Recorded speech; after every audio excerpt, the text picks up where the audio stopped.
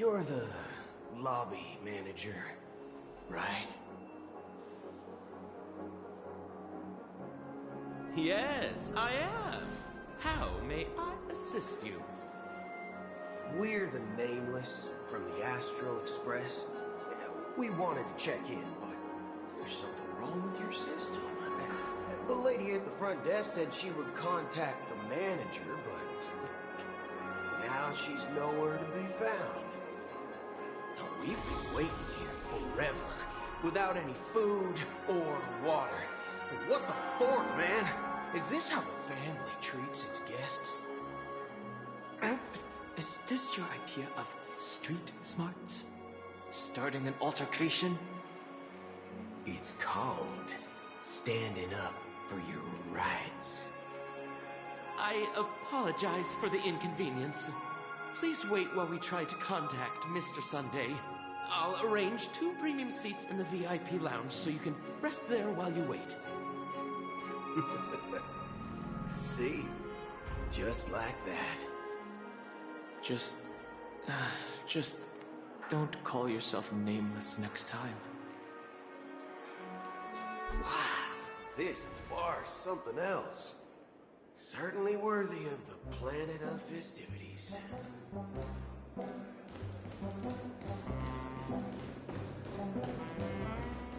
One peach soul glad, shaken, not stirred. Good evening, gentlemen. Hey, I have an order for a bottle of His Donna's White Oak. Can you help us find it? Hasdana's White Oak. I think there might be a misunderstanding. We don't serve that here. Oh, no way. Are you sure you're not mistaken?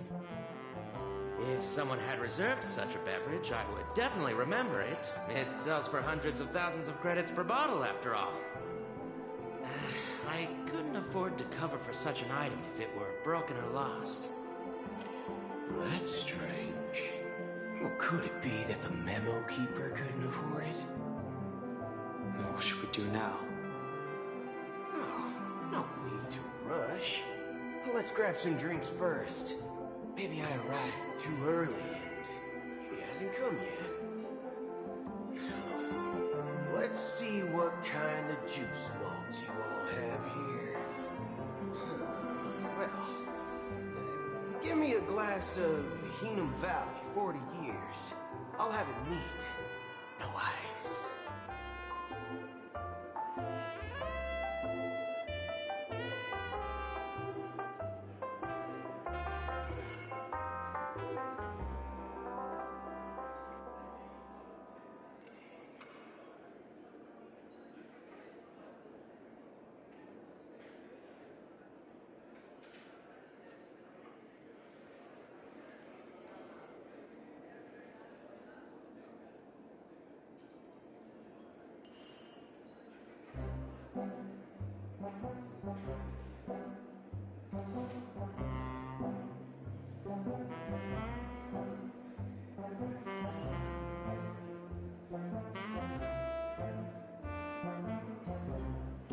Wow, that's the most expensive one on the list.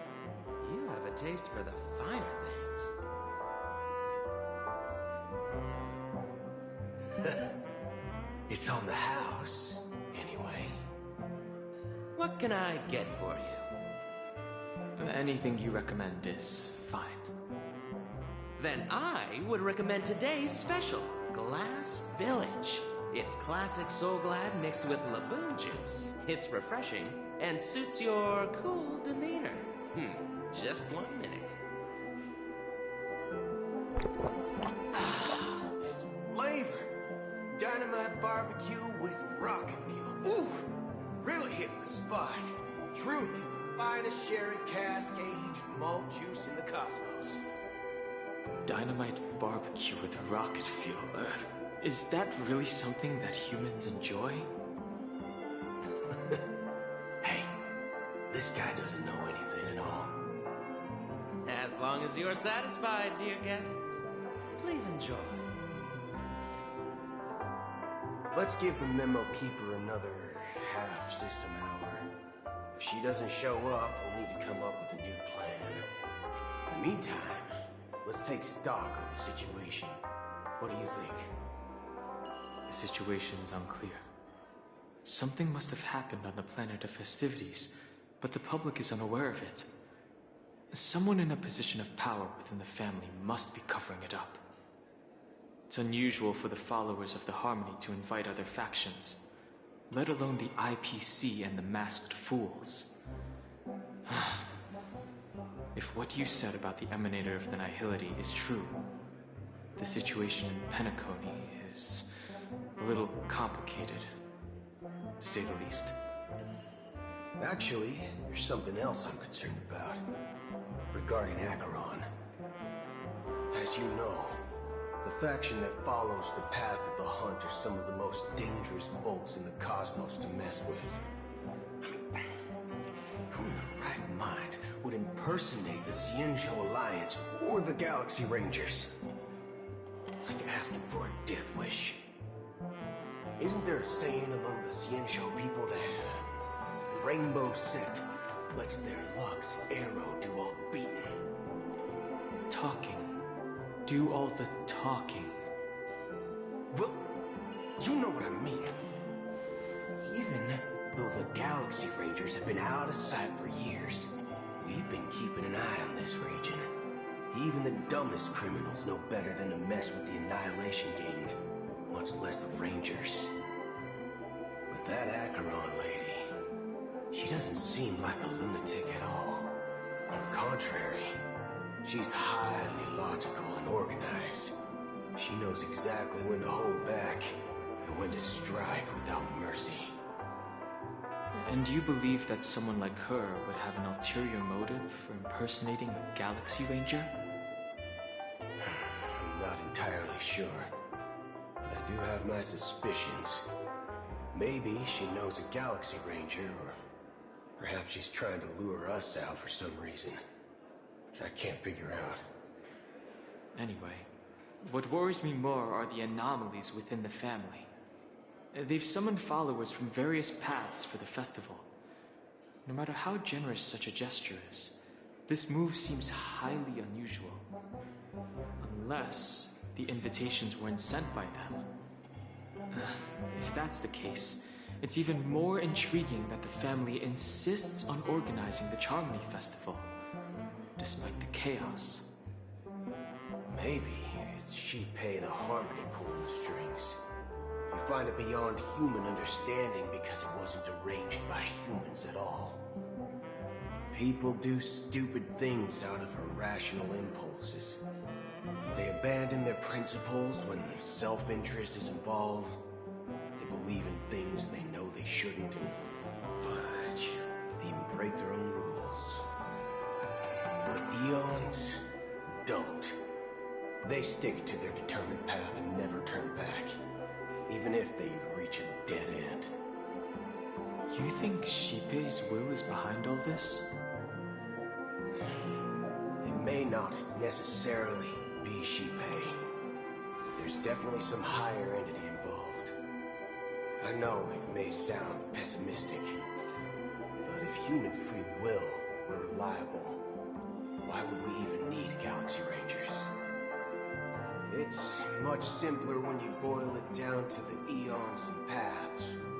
Like how Lon always follows the path of the Hunt, or how the Express stays true to the Trailblaze despite Akavilli's disappearance. But in my opinion, Akavilli's fall holds significance for the Nameless. Oh, so you're saying the Nameless now have to take responsibility for their own choices because their absolutely right leader is gone? Exactly. I believe the purpose of the journey isn't just about following a path that's always considered absolutely right. It's more about doing your best to choose the right path for yourself among countless possibilities, even with limited insight and judgment. I don't know what you've been through, but I agree that people must take responsibility for their choices, because no one else can do it for them. That's why the Galaxy Rangers need to uncover the imposter and figure out her true intentions. Just in case. I have a backup plan if the Memo Keeper doesn't show up. This is my final backup plan. I promise. You sure have a lot of cards up your sleeve. Well, going back to my old career would make things a lot easier. By the way, when you were walking around the hotel, did you happen to see any important-looking guests? What's your plan? It's simple. We just grab some hostages and use them as bargaining chips with the family. Or maybe we can even take their identities. No need for that. We'll return to the Express now. Wait. Are you getting scared? Draw your weapon. Let's make a big scene. Are you leaving, esteemed guests? Would you like to cancel that Asdonis White Oak you just ordered? Huh? Asdonis White Oak? But didn't you just say... Ha ha. Looks like you are a bit intoxicated, esteemed guests. You ordered a bottle of Asdonis White Oak just a moment ago. Looks like your Memo Keeper friend has finally arrived. Oh, right. Sorry, my memory's not the best. You know, too many modifications and all. Anyway, let me check. Well, fork me. It says Donna's White Oak, all right. And there's a note. I'll be waiting for you on the Astral Express. No mistake. That's her message to you. She knew the hotel wasn't safe, so she suggested we find another place. Well, looks like we took a detour, but now it's back to the Astral Express. So, what are we waiting for? Let's go.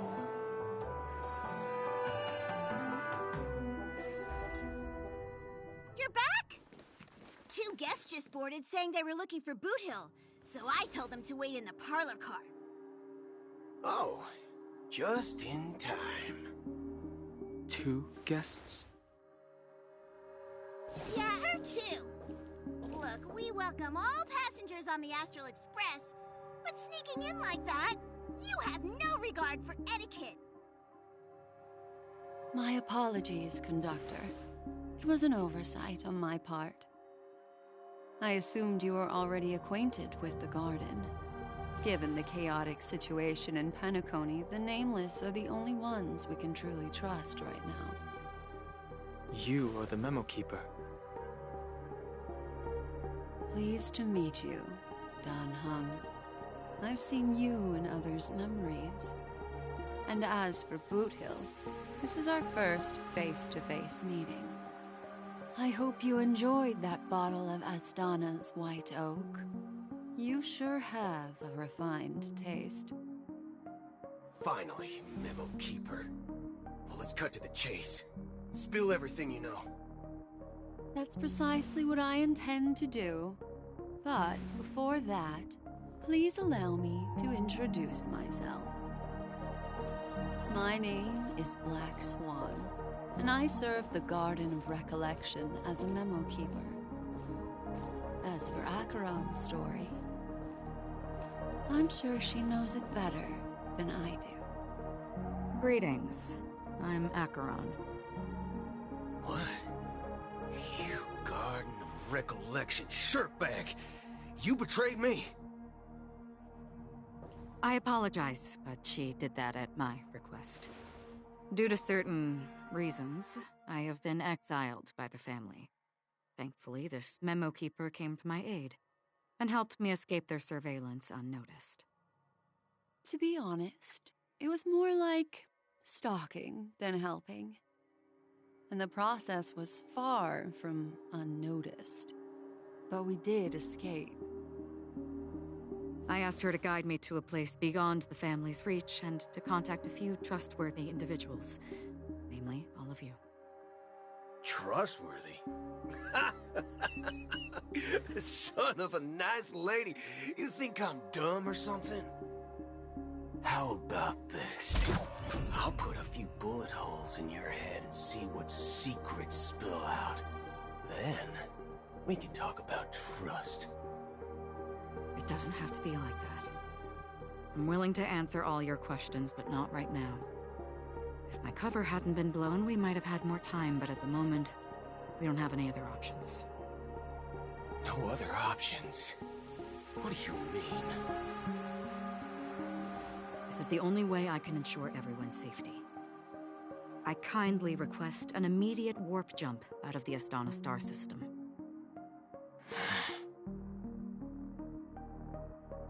This passenger is requesting... As far as I can tell, she's not a threat, and seems to be telling the truth.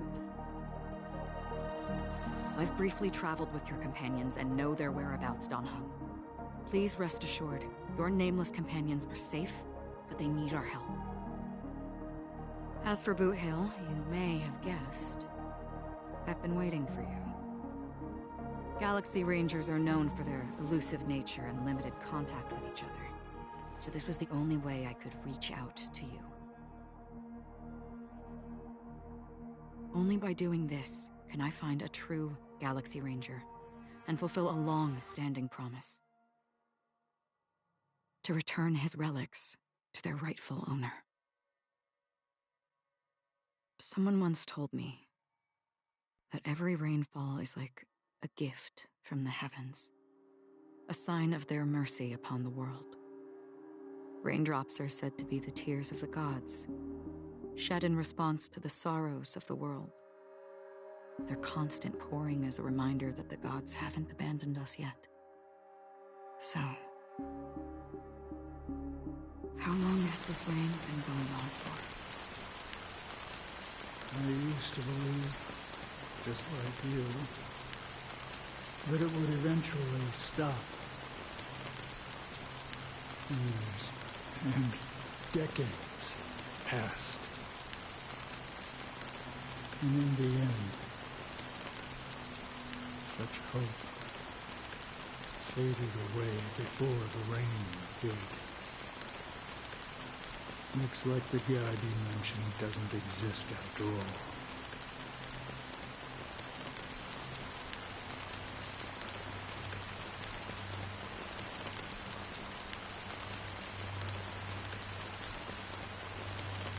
Well,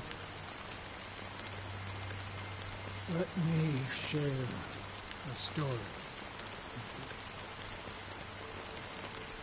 Mortals who walk the paths are like sailors on a vast ocean, leaving behind a trail that creates countless ripples of possibilities. These ripples last longer than the fleeting lifetimes of humans. And for some, their presence leaves such a strong mark that it's reflected in the waves. Like those shadows on the ocean. Sinthirsters, the obsessions of the Pathstriders. They emerge from the depths of IX, seeing themselves as masters of their own destiny, unknowingly repeating the actions of their past lives. They emerge from the nihility and head toward it, leading purposeless lives. However, hollow phantoms, they were once my dear companions. A group of Galaxy Rangers. Are you watching over them? Watching over them? No. I'm guiding them toward transcendence. It was a brutal war. A crusade that shook the universe. The universe witnessed the fall of Zero, the Lord Ravager, but it came at a price. A price so hefty that only those who were there still remember. The unwavering determination of the Hunt followers persists even in death. So someone must guide these lost souls to their life beyond. They were heroes in their time. And they shouldn't be reduced to mere puppets of nihility. As for me, I have suffered too many losses on that battlefield to advance any further. And that makes me the most fitting person to carry out this task. But you know, these sin-thirsters, they're not who they used to be. Does this seem pointless to you? Well, some tasks have to be done, even if they are pointless.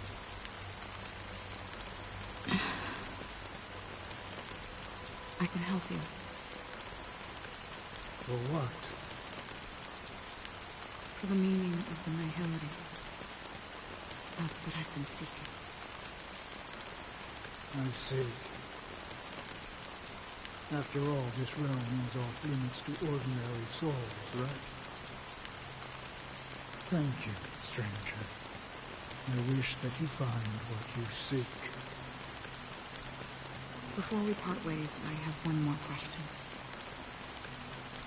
It is true that their actions and even their entire lives may seem pointless from our perspective. But if, and it's just an if this is what the departed ones expected, should we try to change it? A good question, and a profound one. I don't know the answer. What I do know is that one day my too will pass away. And when I bid farewell to this world,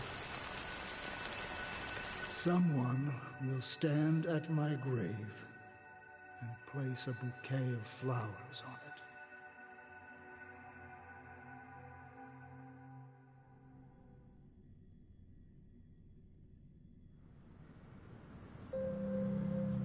When I appeared as a child, my speech, mindset, and soul reflected immaturity and innocence. As I grew into adulthood, I left behind my childlike side.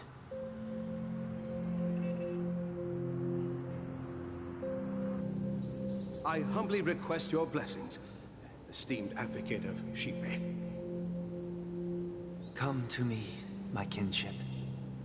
I have sought their presence with us. As you wish. I have faithfully served the Alfalfa family for nearly a decade, promoting the path of the harmony to the best of my ability. However, I made a mistake yesterday. While I was preparing dinner for the family head, I accidentally dropped a prepared dish on the floor. Out of laziness, I lied and claimed that everything was ready. Although the head has dismissed me as punishment, it has been tough to sleep with the guilt still gnawing at me, as I worry that the seeds of evilness may have taken root in my soul. So, I confess to you now to seek atonement for my sins. Do you sincerely repent and vow to change your ways? Yes. Have you examined your soul and confessed all your sins? Yes. Are you willing to accept the process of atonement? Yes. Very well. Show your dedication and goodwill to the family, and you shall be reinstated among them. Now, please, leave in peace. Oh, praise Sheepy. And thank you, esteemed advocate. Next, please step forward. I wholeheartedly confess to you. Please, pardon my sins. Rest assured, I have implored their presence to be with us. As long as you are sincere, absolution will be granted. Oh, great. You know, I arrived in Penacony as a stowaway. I sold everything to get a ticket.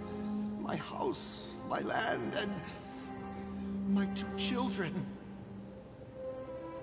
I see. Please, go on.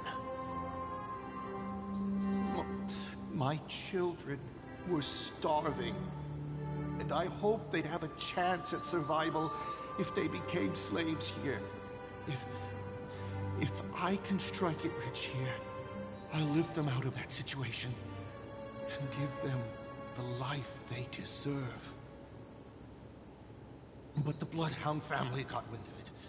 They're on my tail, hunting me down. I thought I could bring my kids here. It was all my fault. All my fault. The family is ready to forgive all sinners. I'll ask the Bloodhound family to cease their pursuit. You don't need to live in fear anymore. Oh, thank you. Thank you. I'll work my hardest to redeem my children and make them part of the family. Praise the harmony! Next, please step forward. Hey! Long time no see, Mr. Sunday. The most esteemed individual in Penacony, and the next leader of the Oak family, right? I have sought their presence with us. Let us proceed. Sure. Let's just get this over with. I have sinned. Please forgive me. I wasted half a pizza at breakfast, and a bottle of Soul Glad. That's it. Nothing more.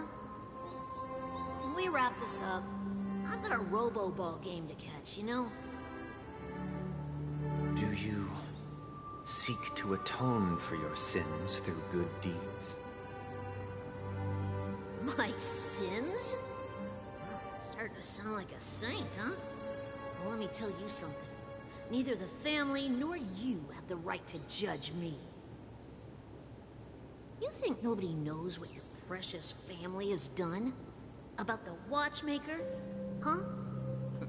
Don't kid yourself, Featherbrain. Those dream chasers might be fooled by your act, but don't fool yourself. Before you start spouting off your holy verses, answer me this. Where does the power of the Oak family come from? And your power? What makes you think you can sit there all high and mighty, looking down on everyone else? Well, I've spent enough time in confession today to enter the Harmony's paradise, right? Then I'll take my leave. Good luck with your election, and, don't make me regret my investments in you.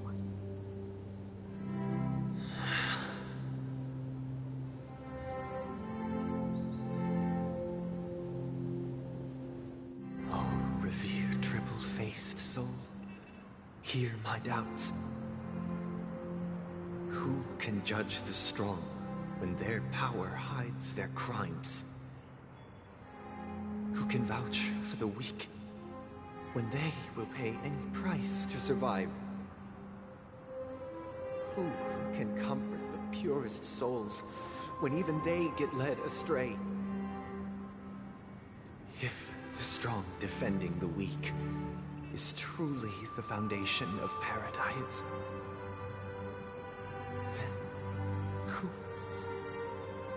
is responsible for the suffering and anguish in this wretched world?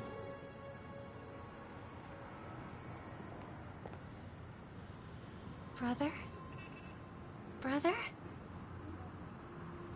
Brother, are you all right? I'm fine.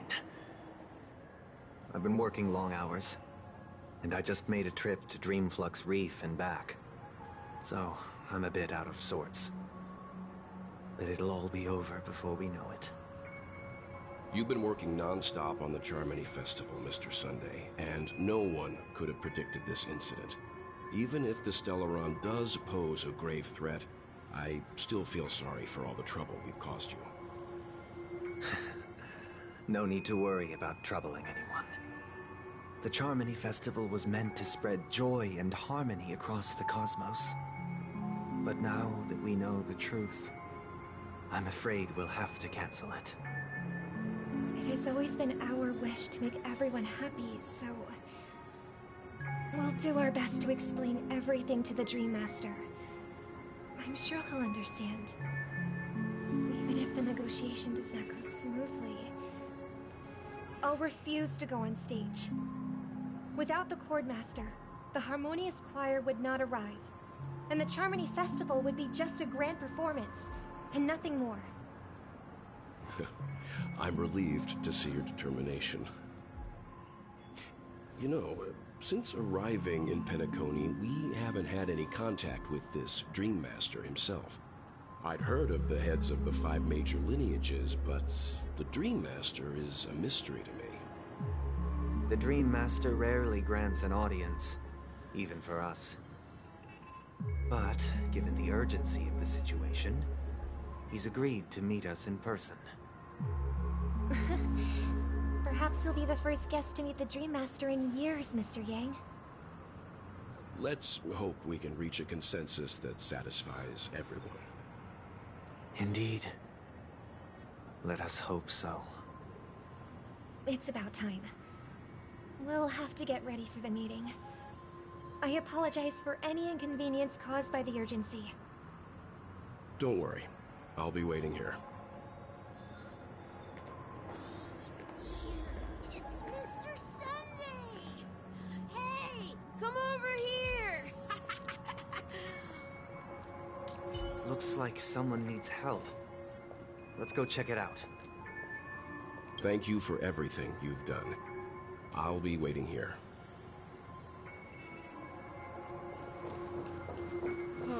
My dream is right before my eyes.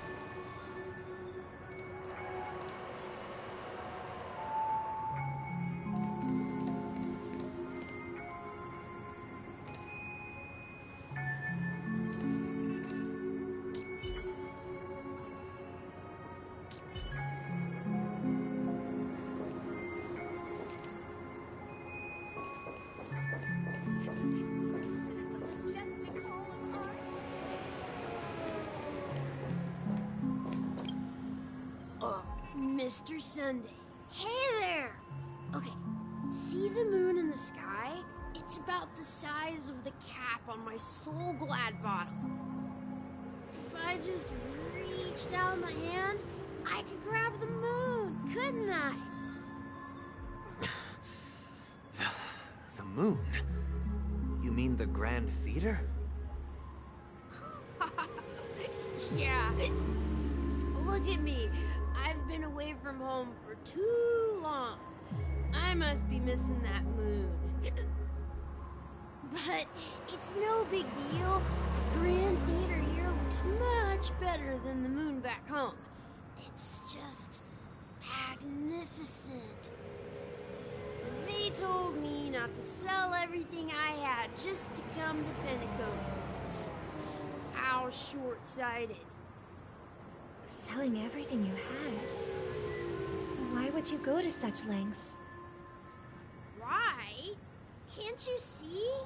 Life back home is miserable. It's not really living at all. It's better to be here at Pinnacle. No pain, no worries about tomorrow, just sweet dreams. You can do whatever you want. That's what I call living. Yeah, now this is the life. Is this truly living? Huh? What did you say, young lady? I didn't quite catch that. Oh, it's nothing, sir. You see, the traffic on Glock's Avenue can be dangerous. How about I ask a Bloodhound family member to escort you to Ideen Park over there, so you can continue enjoying your sweet dream? Oh, yeah, that's a great idea. Wow, no wonder you were the leader of this sweet dream. You're totally a lifesaver. See you around, Mr. Sunday, and it was nice chatting with you.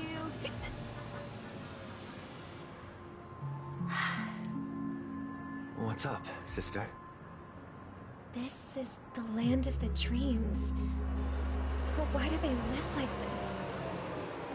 The man we ran into, he doesn't seem happy at all. Even though sweet dreams are nice, they're just illusions. But for him, they're the only way to survive, even if it means giving up on reality. That's not really living at all. I suppose you have a point. But, in my opinion, that's how most people live their lives. Why do you say that? You think that man is not actually living, but that's not quite accurate. Even without Penacony, people create their own illusions called self-value. People believe they have a predetermined value to fulfill. Gaining value means gaining power, and those deemed worthless are seen as the weak. However, value doesn't come out of thin air, and there's a limit to it. To accumulate value, people have to take from others. So, the weak get exploited and oppressed. Are you suggesting that this is not how things should be? Exactly. But, ironically, people don't think there's anything wrong with it, because they uphold the illusory notion of self-value, and even the weak believe in it. Survival of the fittest. That's where all the tragedies in the world come from. People come to the sweet dream in Penacony to escape from that reality and find solace. No tragedies exist here, only happiness, although in its nascent form. Isn't that the same paradise we yearn for in our dreams? Perhaps that man is just an exception. Let's not jump to conclusions. We should experience the dreamscape ourselves, just as I did at Dreamflux Reef. Yes, seeing is believing. I'll accompany you. The Dream Master hasn't shown up yet, so we have some time for a stroll.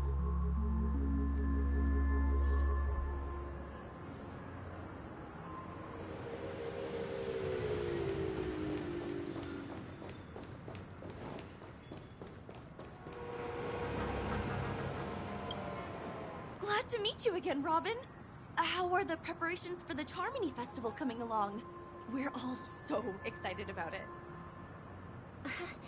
It's going smoothly. Thanks for making the trip to join the festival. You're too kind, Robin.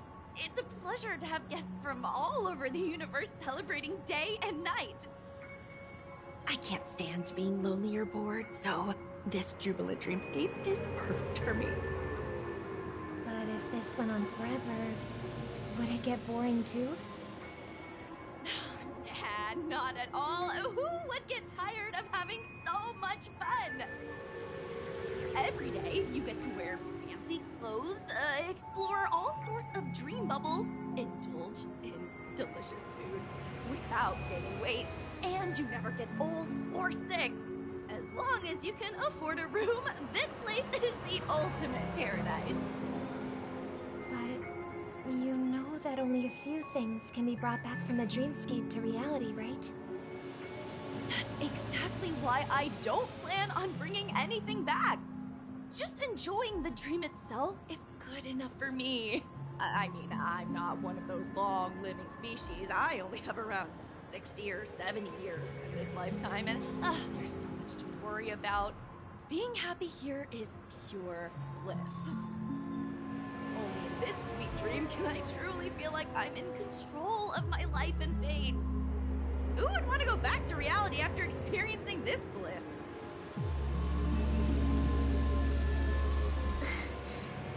I see. I genuinely wish you all the happiness in the world.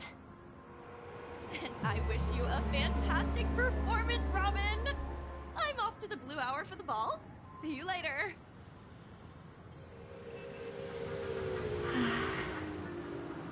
Seems like that guest's perspective didn't resonate with you either.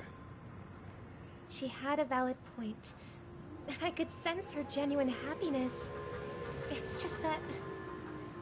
What you're trying to say is, she thinks she's in control of her life. But in reality, she's just escaping from reality and seeking solace in this sweet dream.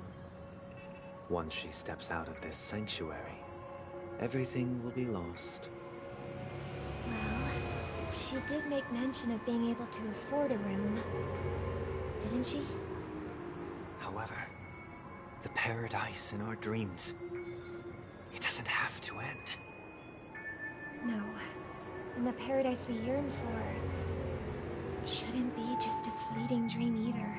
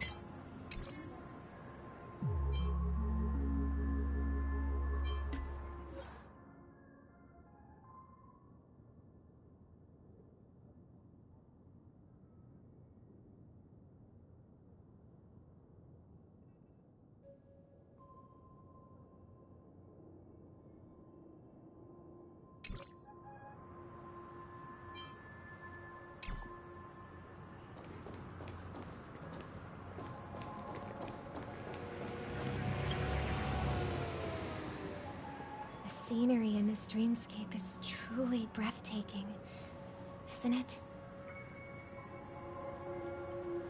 Oh, Robin. Can't believe I'm meeting you in person here. What an honor. You're right. Even though time stands still in this dreamscape, it always feels fresh. I find something new every time. A philosophical mind. I hope I'm not intruding. Oh, not at all. With little time left, I yearn for meaningful conversations, especially with someone as esteemed as you. Do you mind if we chat? It's my pleasure. No need to be formal. Just speak your mind. You said, with little time left. Please, forgive me for being blunt. Is that why you came to Penacony? Yeah. I was part of a war, and while escaping from the Sicosian mothership, I got exposed to some radioactive materials. And then, all my comrades died, and my hometown was wiped out by neutron bombardments. I couldn't bear to live with everything I knew gone. That's when I heard about a possible solution here, so I came. How heart-wrenching. I hope the family has been able to help you. They have, and I'm truly grateful for that. They provided me with a comfortable room, the most advanced life support devices in the cosmos, and a stellar team of caregivers. My physical body is now in the dream pool, sustained by life support. The me you see here is whole, rational, and no different from any other person. But I can't say the same for the me in the hotel room. The true appearance. Huh? I hope you never have to witness it, Robin. So, you'll be living forever in this dreamscape, right? Just being able to live at all is good enough for me. Whether it's in this dreamscape or not, I don't really have much say in the matter. My world has been torn apart, and my life could end any second. So, even if this whole place is an illusion, it's still my paradise, and I'll treasure every moment I spend here. How I envy those everlasting things. That old man's story. It's so tragic. Fortunately, this sweet dream gives him joyful memories to hold on to the rest of his life. That's precisely why this sweet dream in Penacony exists. However, even the sweet dream has its limitations. While it provides solace to the disillusioned, it can't completely eliminate pain in reality. There will be a way out. Penacony is already on the right track.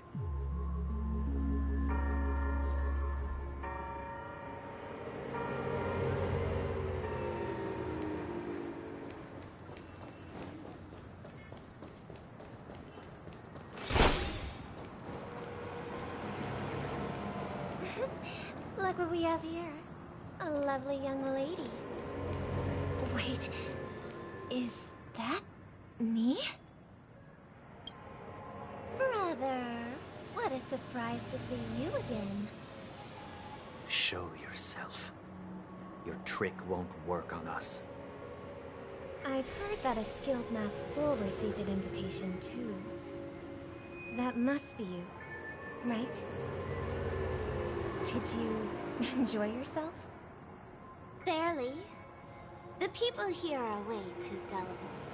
A little fate is all it takes for them to bite. And they run away at the slightest hint of danger. In other words, they're naive and cowardly. Now that you've had your fill, it would be wise to leave before it's too late. The music of the harmony doesn't tolerate discord. What? Now that you have the real Robin, I'm useless? Oh, how disheartening. I've done so much for the family. You should be thanking me, because if it weren't for me cleaning up this mess, Penacony would still be in shambles. Don't you think? That was a personal request from the head of the Iris family, and it has nothing to do with us. Step aside and stop causing trouble for the Charmony Festival. The Charmony Festival? You think you can scare me? You think I have no idea what you're planning? I don't care what you're thinking, chicken wing boy. But I'm pretty sure lovely Robin won't be appearing on stage. After all, you're well aware of what a sorry state this dreamscape is in under the banner of harmony. Penacony, the land land of the dreams. Is this truly the paradise you desire? Stop it. What's the rush, chicken wing boy? Did I get to you? Our paradise is none of your concern, masked fool. Leave now, or the family won't tolerate you anymore. All right. I'll go. But Robin, I suggest you seriously consider this. Do you really believe those living in dreams can escape pain and find true happiness? Well, I've done my part, and now I'm simply waiting for the fireworks to begin. Here, the last 2 gifts for both of you. And don't lose them. If by some unfortunate chance the Charmony Festival starts against all odds, remember to use them during the show. And it'll be thrilling. Bang! I heard a raven cawing in the distance. It seems the Dream Master will arrive soon.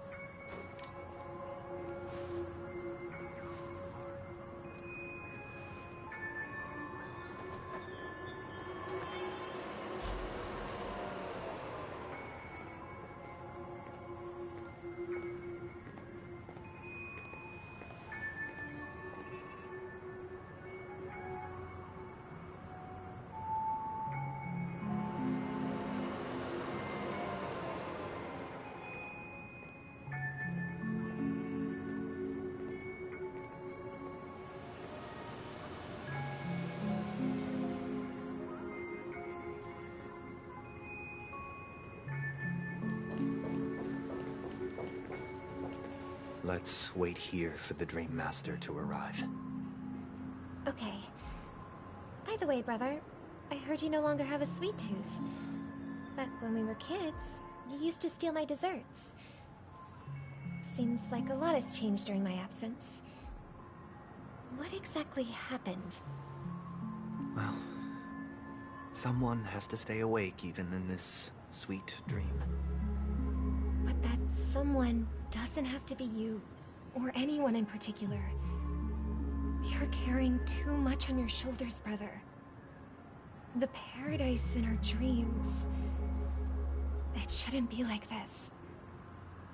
Penacony is nothing more than a dream. It can't erase the worries and pain of reality, or bring true happiness. It only offers an escape from reality. Nothing more. Remember the old man we met earlier? Without this dream, he might have completely lost himself. That might be true, but even without Penacony, he could have chosen another path. As far as I know, the Intelligentsia Guild has been promoting their rehabilitation techniques for a long time now.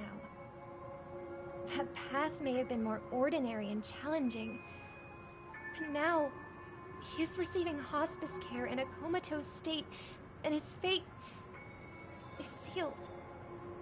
Is Penacony granting these people a future? Or is it taking it away from them? Well, don't forget this. Not everyone really has a future. The future for humanity is like the sky for birds. People mistakenly believe that flight is inherent to birds because they've never witnessed those birds crashing to their death. Do you remember how we took in that little Charmony dove when we were young? Yeah. We took care of it. Provided food and water, groomed its feathers. And later, when I decided to leave Penacony, I opened the cage and set it free. Well, I didn't mention what happened to it in my letters because I didn't want to upset you. Shortly after you left, it crashed to its death right in front of your window. I had surmised as much. I knew you wouldn't have avoided mentioning the bird for no reason. Despite that unfortunate outcome, I still believe it was the right decision. Birds aren't meant to spend their lives in cages. They belong in the sky, even if they can't fly. But here's the thing. If there are birds in this world that can never fly, can we really assert that they belong in the sky? Are you implying that the same goes for humans too? Let's take the Astral Express as an example. The Nameless made tremendous efforts to bridge worlds, gaining fame across the universe. However, only a few extraordinary individuals can endure such a perilous journey. That's because the pursuit of the Trailblaze exceeds the capabilities of ordinary humans. Otherwise, why would this path be filled with broken rails, an abandoned express, and even a fallen Eon? That's just sophistry. If that were true, then only the powerful would have the right to determine the future. Unfortunately, that's exactly what happens. Another name for the future is self-value. While this world has its fair share of heroes who inspire people and garner admiration for their heroic deeds, the majority of ordinary people will never become heroes in their lifetime. Some are born weak and vulnerable. Some find themselves trapped in unfortunate circumstances. Some fall victim to malice and cowardice. When it comes to survival, everyone is equal. And the weak can only watch as their value gets constantly diminished by external forces. That's why we should care for the weak and support them as if their suffering were our own. That's what the Odes of Harmony have always taught us. While the Harmony holds noble aspirations, the strong will always be strong, and the weak will always be weak. Even in this carefree dream. Human nature contains greatness, but it also harbors inherent weaknesses that can't be eradicated.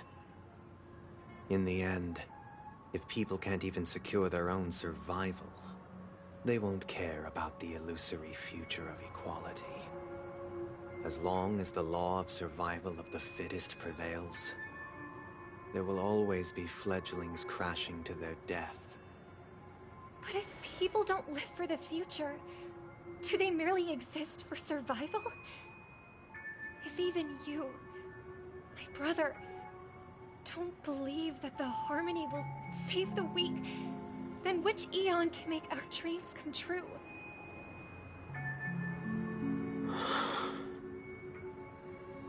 People often forget that when the first bird took flight, the entire world envisioned a future where no more fledglings would ever crash to their death. Are you reading, sister? What are you reading? Mr. Gopherwood gave me a picture book. It's about the story of the harmonic strings. If I could become a chord master, I'd like to summon Dominicus, the harmonious choir. I want to sing with everyone and spread our wishes so that all can feel happiness and joy. I see. Then, I would summon the harmonious choir too. Don't you have a wish of your own, brother? Of course I do. It's just that it includes your wish and everyone else's. I long for a true paradise where everyone can find peace. Then, let's build a stage there and invite everyone to our performance so that both our wishes come true through the power of the harmonious choir. It's a deal then. Yeah, it's a deal. But how can I become a chord master?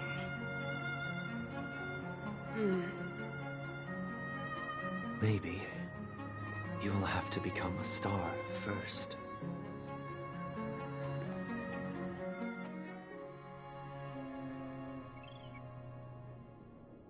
You're back sooner than I thought. Any results? Yes. And now, it's up to us to forge ahead. Since he's already carried out his last wish, my final mission is complete. But pardon me if I sound curt. It's good to have determination. The path Mikhail left for you is not an easy one to tread. Why else would he have chosen to sleep in solitude, staking everything on some nameless in the future? But you have the numbers, and in numbers comes strength. So that might just delay your inevitable a little more. Got any more encouraging words? As I see it, relying on Welt's negotiations alone is far from enough. Regardless of whether the other party will be compliant, negotiating simply allows us to meet them as equals and won't grant us an upper hand. Penacony is our rival's home turf, and we already have very few chips left to play with. Rather than idly sit around while the family's got us blocked off, an offensive approach might be a wiser course of action.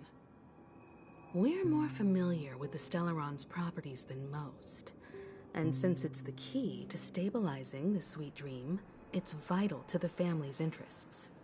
By attacking their core interests, they're bound to retaliate hastily. And as the saying goes, haste makes waste. That's right.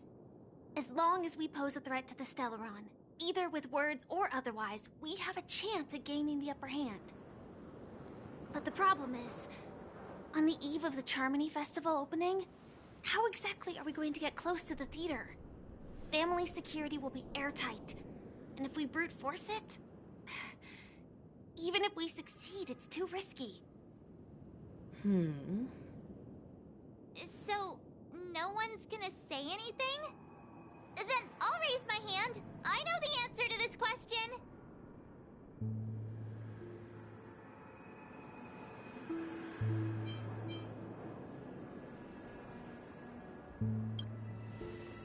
Why are you speaking like the General of the Lawfu? So, I heard that before the Charmony Festival begins, there'll be a pageant to kick off the festival. It's called the Soulglad TM Festivity Auditions, or something, and it's going to be held in the moment of Scorch Sand. As long as we clinch the top spot, we'll be able to attain the title of Festive Superstar, and be able to personally bask in the graces of Miss Robin. Not that that's important. What's crucial is that we can enter the Grand Theater before the audience arrives. So, how do we go about participating in these festivity auditions? I've already procured special invite tickets from Miss Robin's fan club.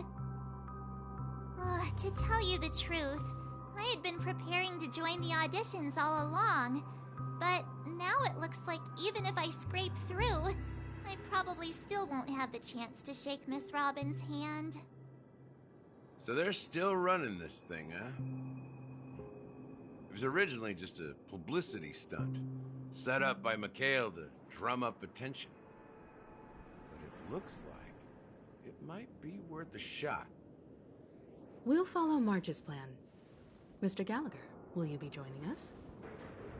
I'm afraid I won't have the time. As a virtual character, I've already completed my final mission. Whether Penacony can awaken from this dream is all down to you. Should we ever cross paths again? I'd love for you to visit the Express. All right. I'll have to add to that databank of yours you've got on the Express. And Miss Firefly, we thank you for all your support. We're faced with a formidable enemy. As long as the Astral Express and Stellaron Hunter's objectives are aligned, we're willing to cooperate with you. We've already come this far together. I'd like to join you for the rest of your journey on Penacony. I'm pleased that we can finally fight shoulder to shoulder. I couldn't ask for a better ending. This is also the spirit of the Trailblaze. Now everyone, let's prepare to move out.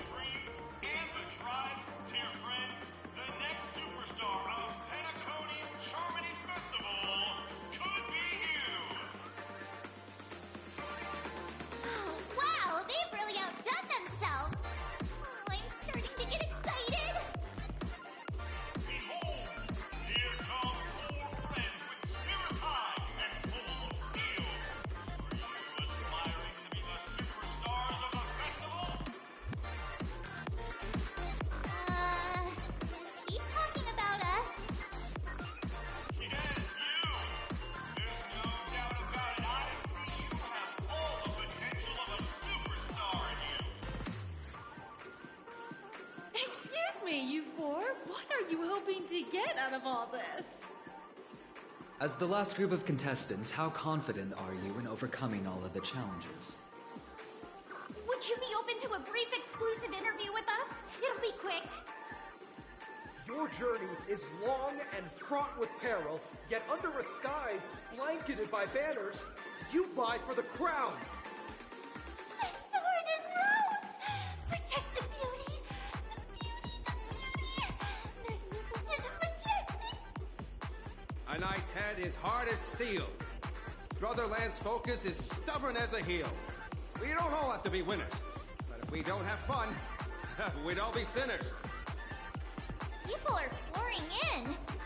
Kinda feels like all sorts of baddies are showing up.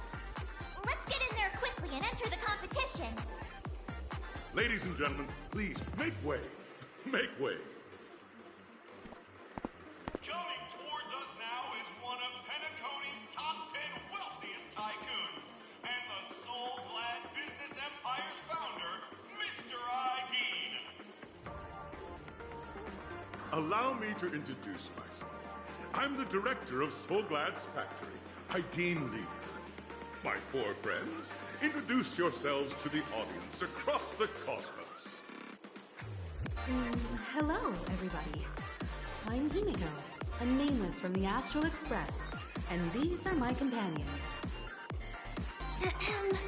Don't you guys need to hide your identities? Can't hide it anyways. Penacony is plastered with our posters. And because the Astral Express is so well known, the family won't dare to make any rash moves.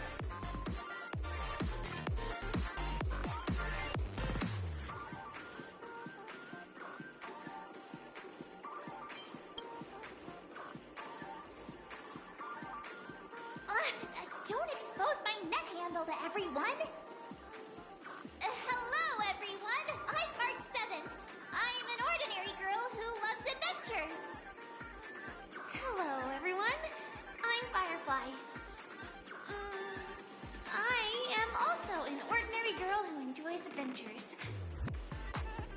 bunch of nameless guests. This final face-off is bound to be spectacular. Time is precious. My four friends, come with me. Grab a bottle of Soul Glad. Make your dreams a blast.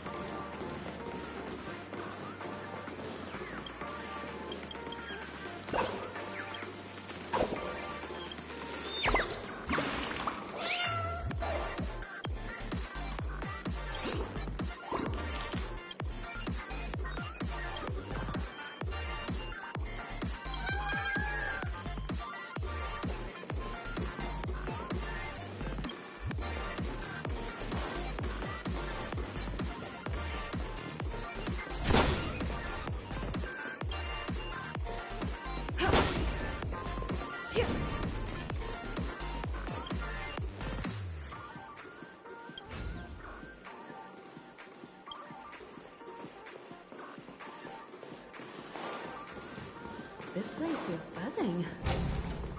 That's right. This venue is a miniature representation of that time known as the era built.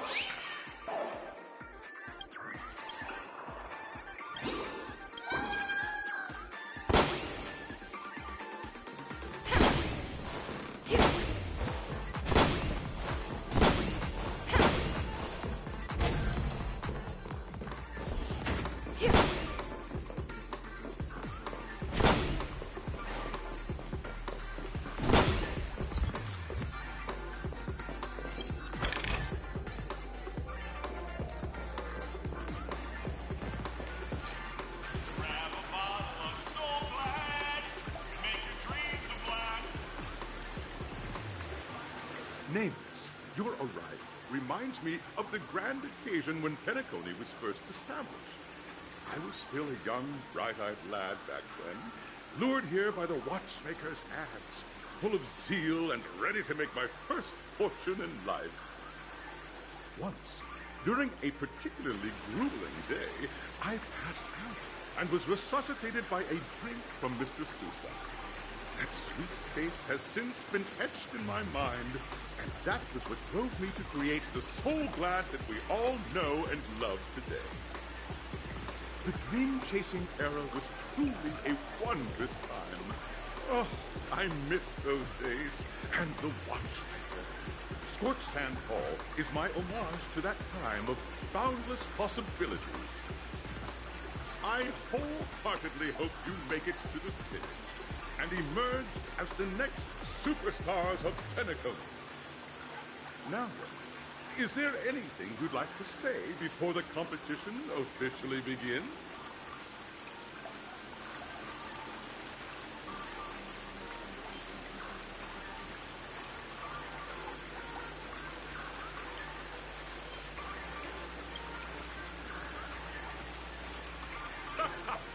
There's that, the ever-vigilant, trailblazing spirit we all know. Hey, you should really fix that defeatist mentality of yours. Miss March, how about you? Hello, everyone! Next up, get ready for the Mega March 7th Adventure, where I'm going to break the speed run world record! Trailblazing into the uncharted and challenging the limits. That's Miss March 7th for you. How about Miss Firefly? I hope that by the end of this journey, everyone will have achieved the outcome that they hoped for. Ah, a wonderful wish! Miss Himiko, what are you expecting from your team? Safety first, everyone. Simple words, but full of warmth. Waiting for you are 3 stages, each connected to that era. The first two stages offer two distinct paths to choose from, with unique challenges on each round. And in the last stage, you will face off against a champion who has defended the title to this very day. A beloved contender whose noble virtues are unrivaled. Those are the rules. Simple. Everyone clear? Now, I hereby announce that the 33rd Scorched Sand Festival of the 20th season, sponsored by Soul Glad Enterprises, has started.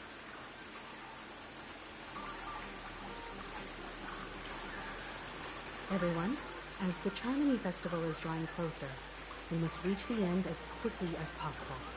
Factoring in efficiency and safety, splitting up into two groups is the best choice. March and I haven't known Miss Firefly for too long and aren't overly familiar with her. It'd probably be better if the two of you paired up. Fine by me. Let's do it.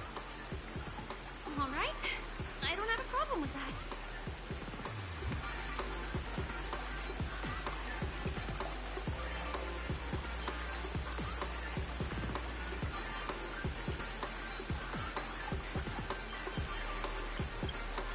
We'll split into the assigned groups then.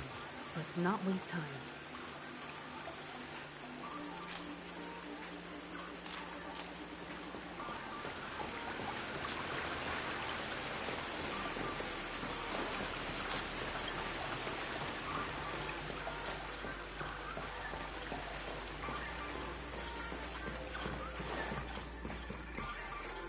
Welcome to the first stage of Soul Glad Enterprises' 33rd Scorched Sand Festival of the 20th season, Dream Play Fantasia.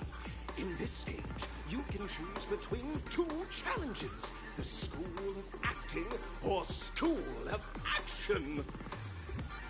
In the School of Acting challenge, you have to complete 3 performances from 3 scripts and move the panel judges. In the School of Action challenge, you have to defeat 3 groups of enemies convincingly and reach the end. Now, make your choice.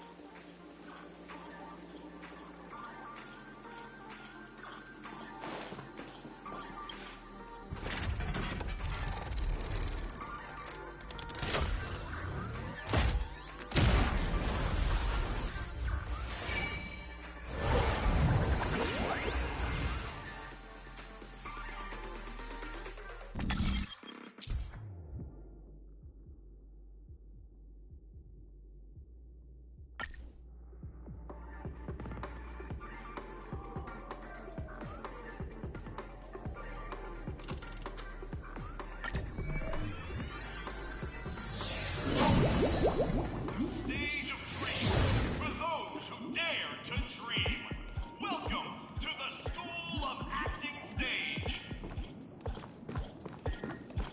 Step onto the stage and move the judges with your heartfelt performance. The next cosmic star of Penacony could be you. Competitors, allow me to introduce the rules of this challenge to you. There are 3 stages up ahead. On each, you will find an outline of a script. These 3 scripts were written by the legendary filmmaker, The Watchmaker, and depict various stories from Penacony's era of pioneering. Your task is to bring those moments to life, find the right words, and act convincingly to make the judges feel the script's intended emotions. Oh, I wish you a successful performance. Also, a bit of trivia. The record score for this stage is held by a participant with fiery red hair. His exceptional performance brought even the strictest judge to tears. It's like he wasn't even acting at all. We are running out of time, so let's get this over with quickly.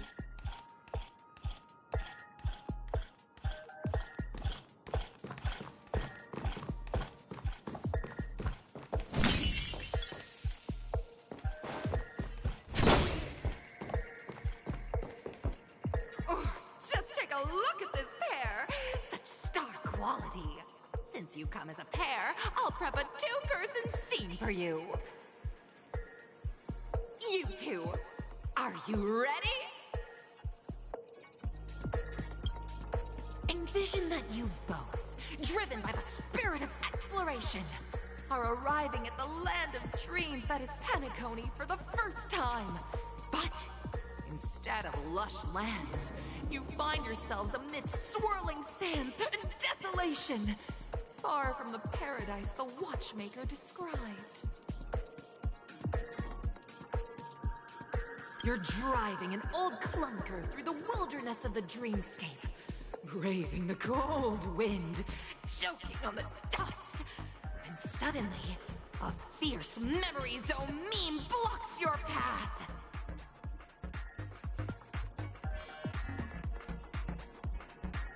Now, Miss Greyhair, what line would you deliver to express your disappointment in Penacony?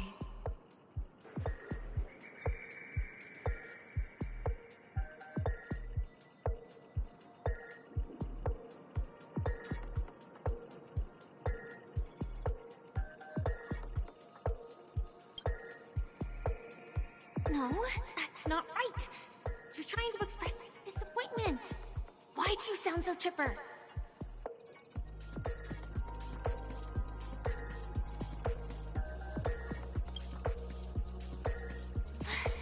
Do you usually express disappointment this way?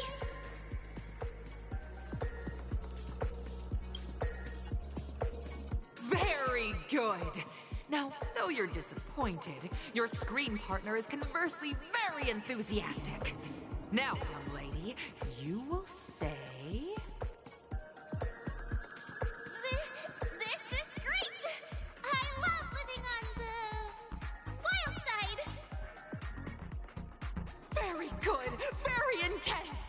And then, we cut to the story's next scene. You find a job mending the rails, but the days are long, and your endurance can't keep up, and you finally collapse in the endless expanse of desert! Suddenly, sweet rain falls from the sky, wetting your lips and rousing your spirits! Now, Miss Greyhair, what line will best express your surprise at this moment?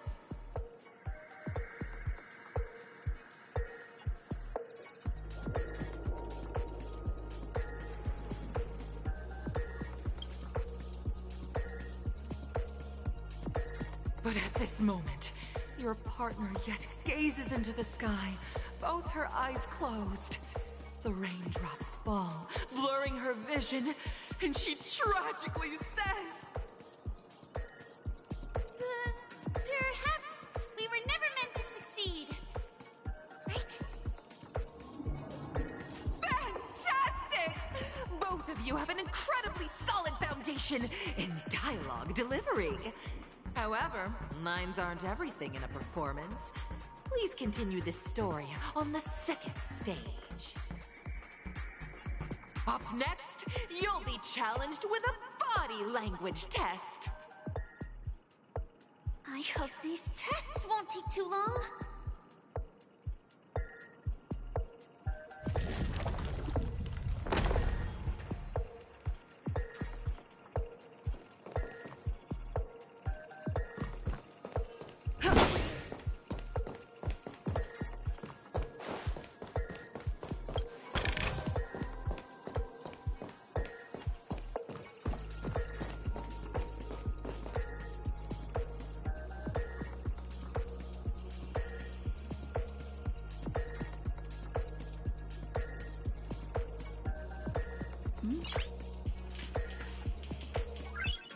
Noise.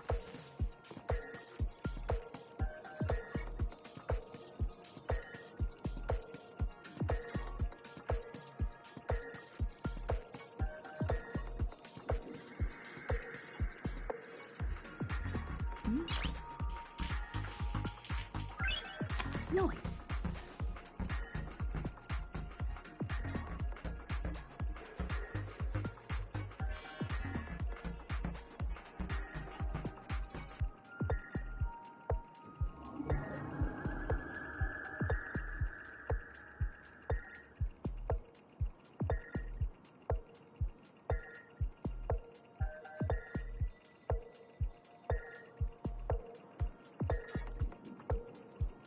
Noise.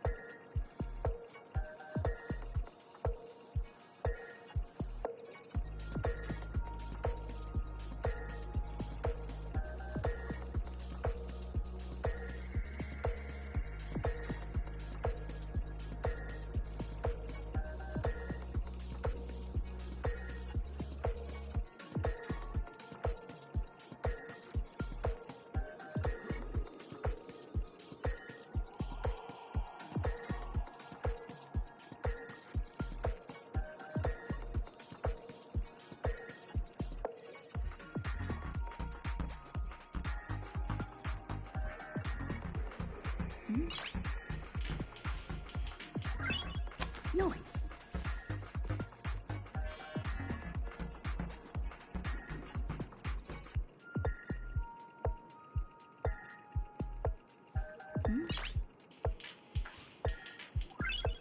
Noise.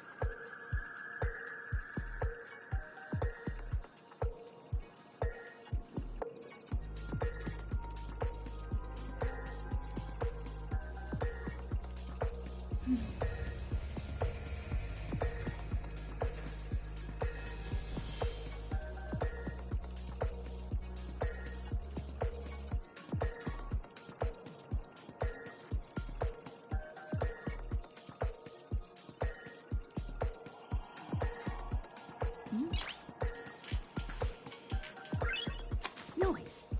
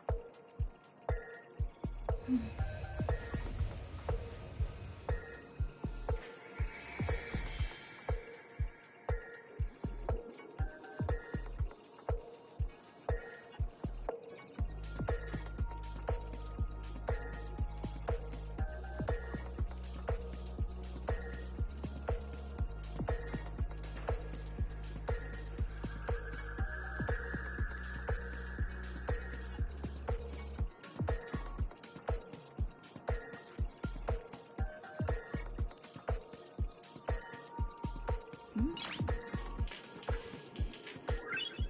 Noise.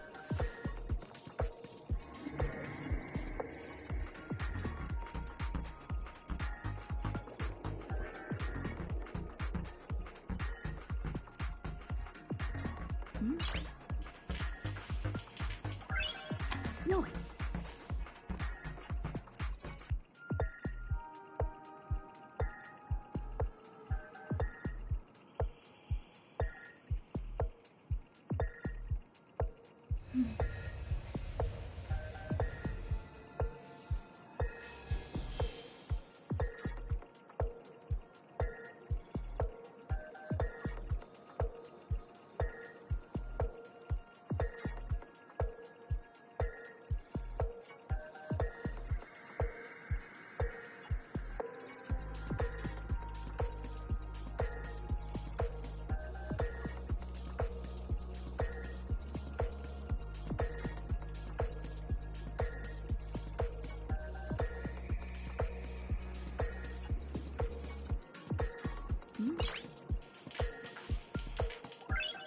Noise.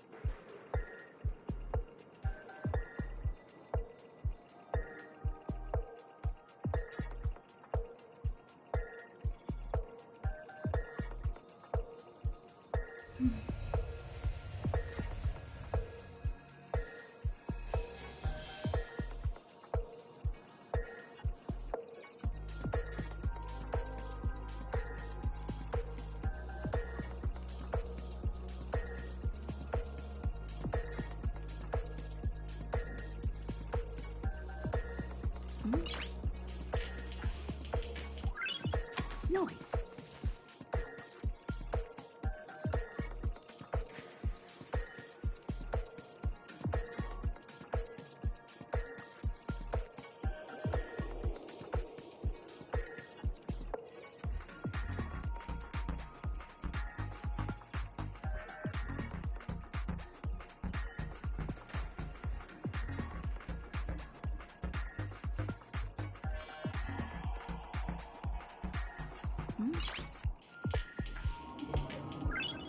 Noise.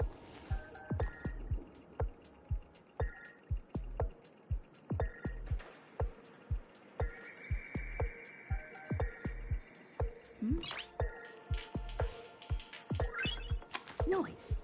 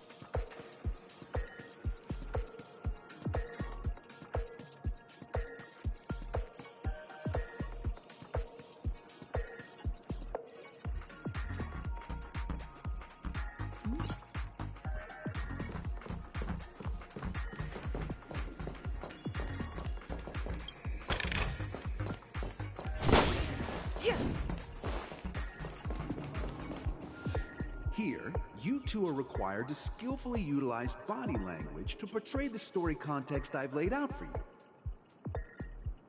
Picking up from where we left off, a heavy downpour saves you both stranded in the desert. This rain quenches the anger in your heart. You look to your companion, now completely devoid of fighting spirit, wanting to comfort her. At this moment, what should you do to make her laugh?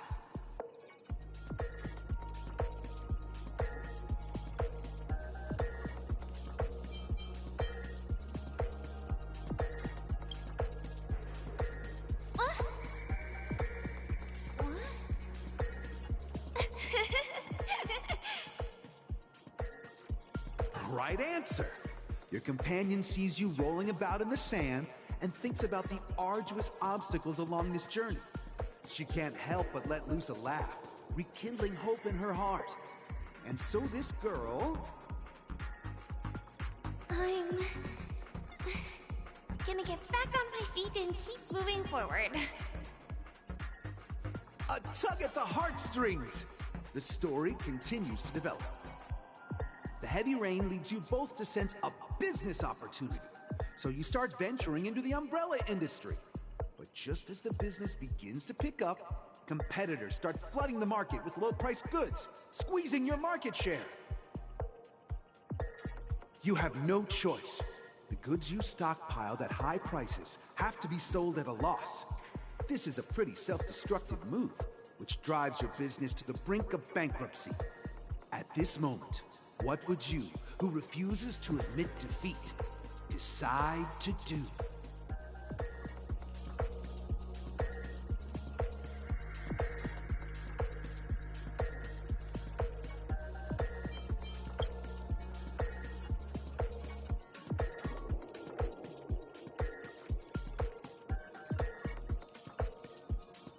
Fantastic! But it's a pity your friend does not agree. Seeing that you're up to your eyeballs in debt, she sees nothing but despair in her future. And then... I leave Penacony in utter disappointment. Is that okay? Of course! Absolutely! I was this close to tears! Both of you possess exceptional acting talent!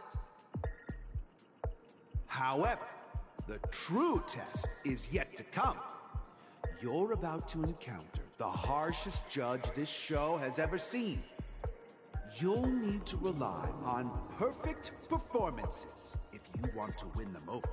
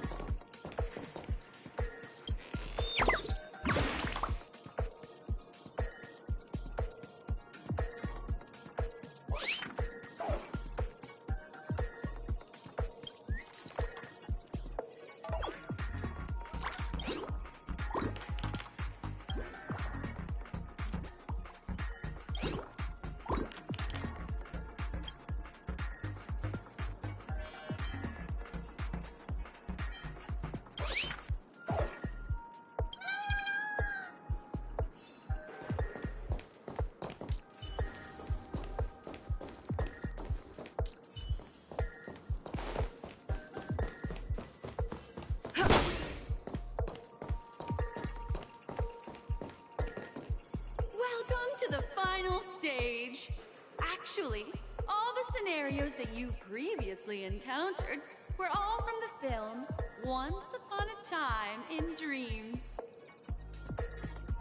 Two companions arrive on Penacony with nothing but a dream.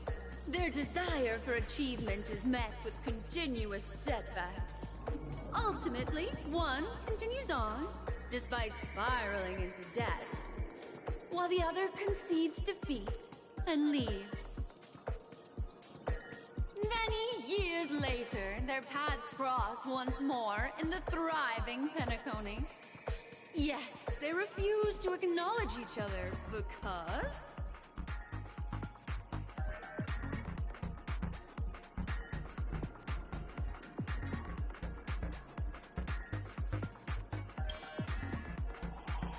Against the backdrop of a revitalized Penacony, the joy of reunion mixes with the sorrow of past separation, the awkwardness of being strangers, and the shyness of a long-awaited encounter, all converging at this very moment. Give it a shot. Try and convey this bittersweet scene to me. Bring it to life with precise and emotive acting.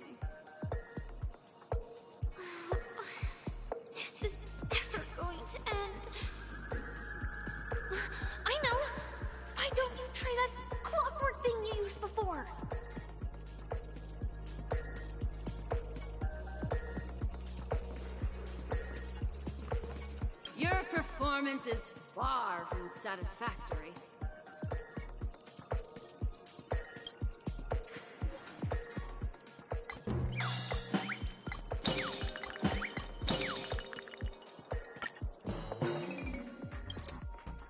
God! Huh? We haven't even done anything! It's so touching.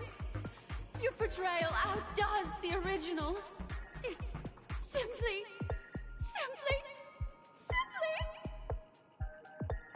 beautiful. We have passed the test. We ought to hurry up. Stellaron is at stake.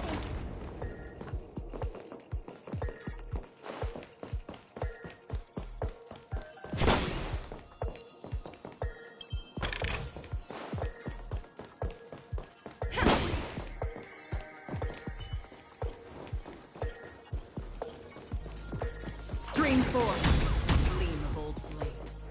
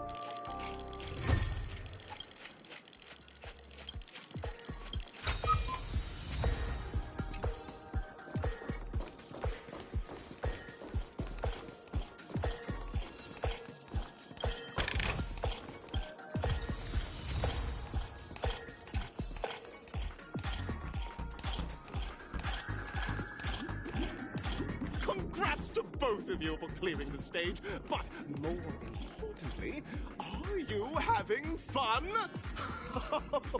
Fun is more important than success.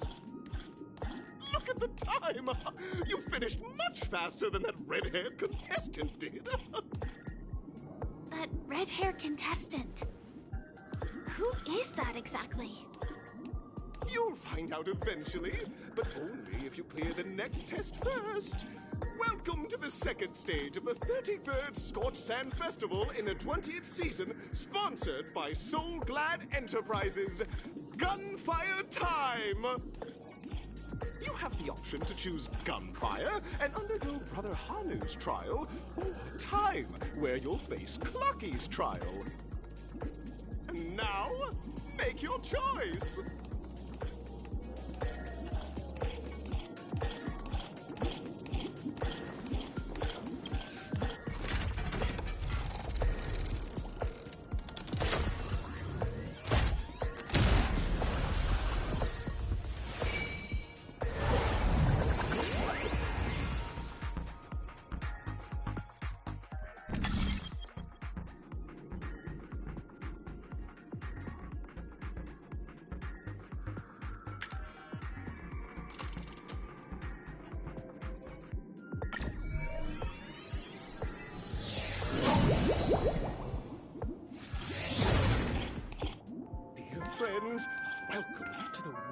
wonderful world created by the Watchmaker.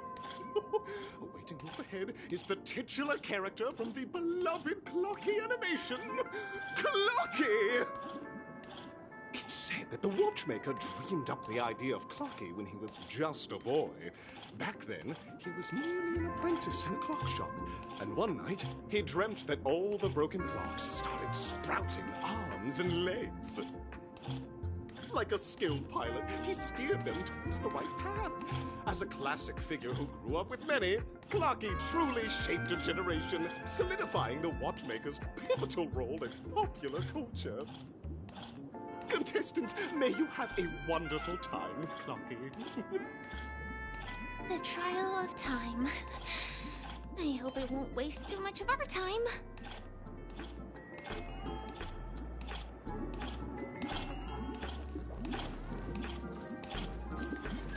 Screen 4.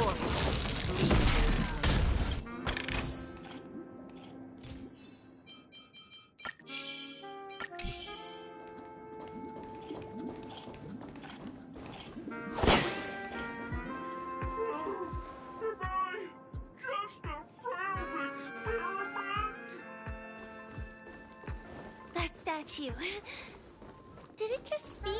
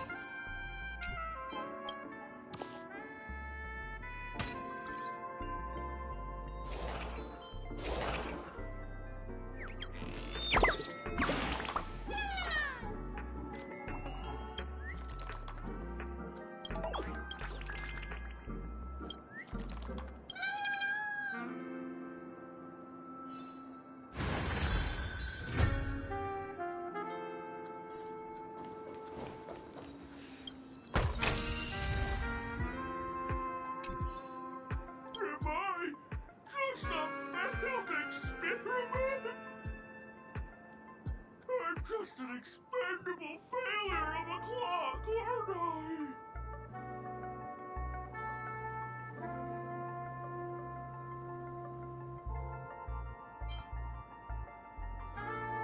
Don't be naive, buddy. Failure isn't a sickness. It's a sin. And sins can't be cured. You guys are just like the other challengers. You want to enter my inner self? Then please be my guest. But you won't find anything worthwhile. I'm just a failed piece.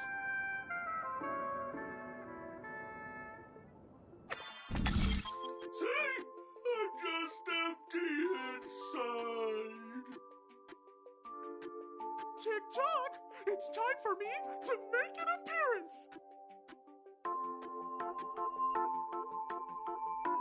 Clocky? I can also see him. Is this character part of the show?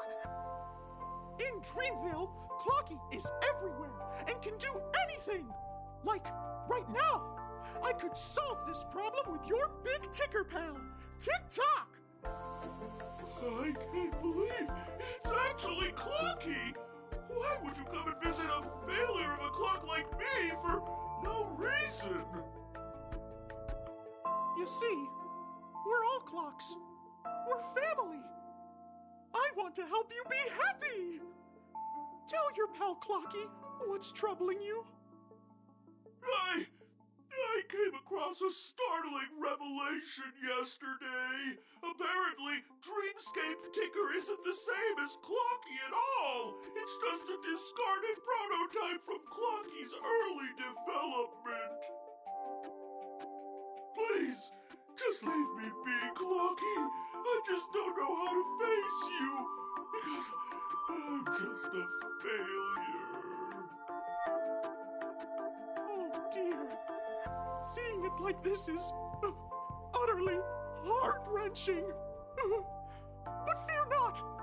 We're here to help it rediscover the missing parts of its inner self and guide it out of despair.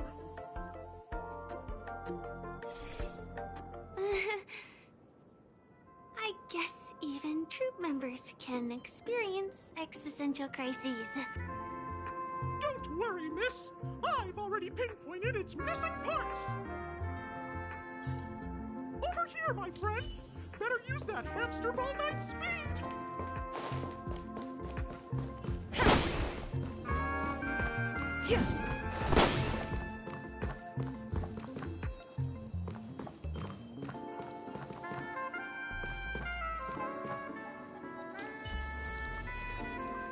Stream forth and gleam bold blades.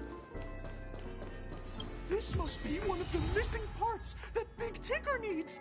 That's great!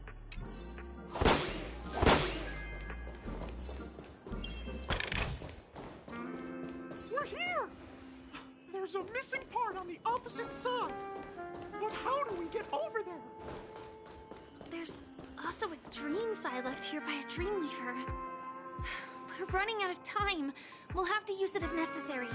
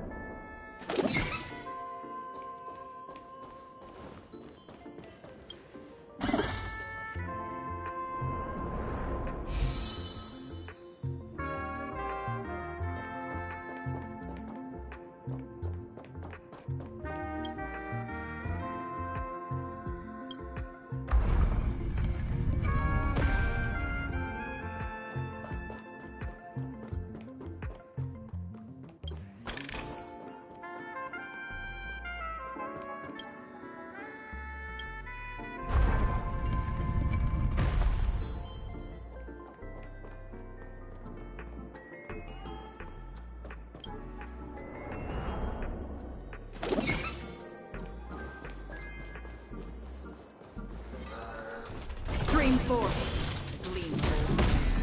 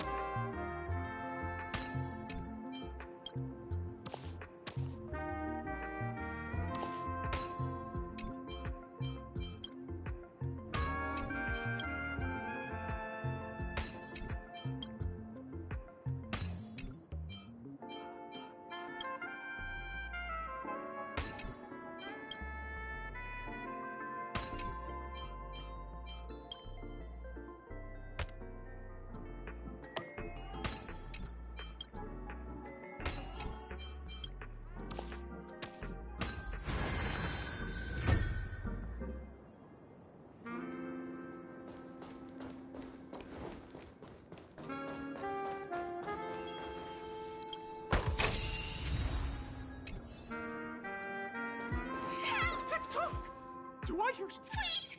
Help! Sweet! This man's body is boiling hot! Sweet! Is anyone there? Sweet! I can't take it anymore! Sweet! Oh dear! It's an origami bird! What's it doing in Beyond Overcook's tail? Is that Cookie? Sweet! Please save me, Sweet! I'm being roasted alive! Sweet! A roasted bird? Oh! This is horrible! Let's save it, quickly!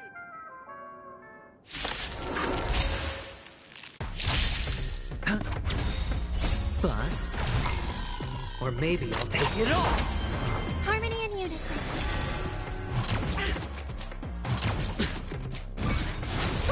That kinda tickles. All in. On the still waters of oblivion. I weep for the departed.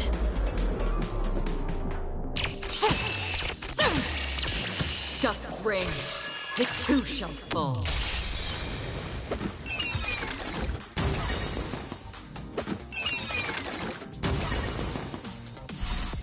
Tonight, the stars echo because of me.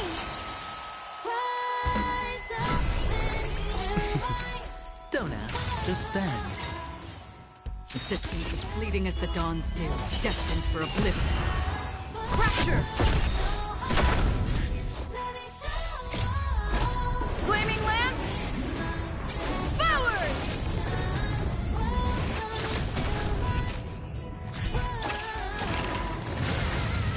Going all in. Tabs on me. Bust. Or maybe I'll take it all. Watch your head.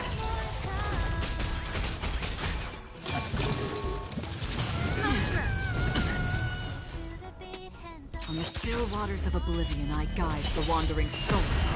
Indestructible.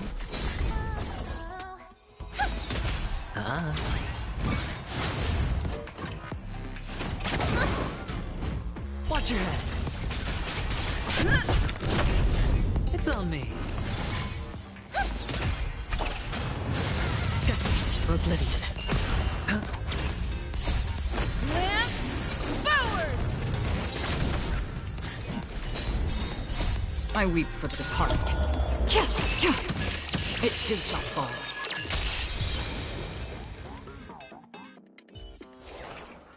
Another blood debt repaid.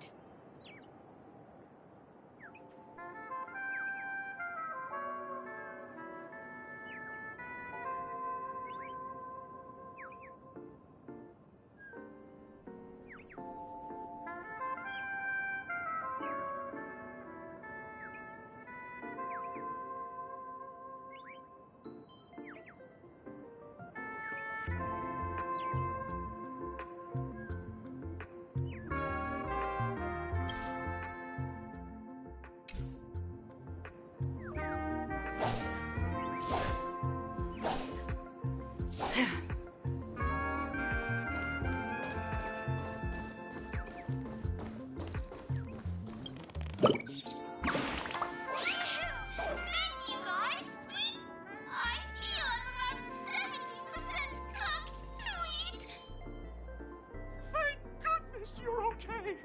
But why did you burrow yourself into that fella's tail? Because that fella stole one of Mr. Big Ticker's pots. I wanted to help retrieve it, but I accidentally got myself stuck in the oven. Tweet!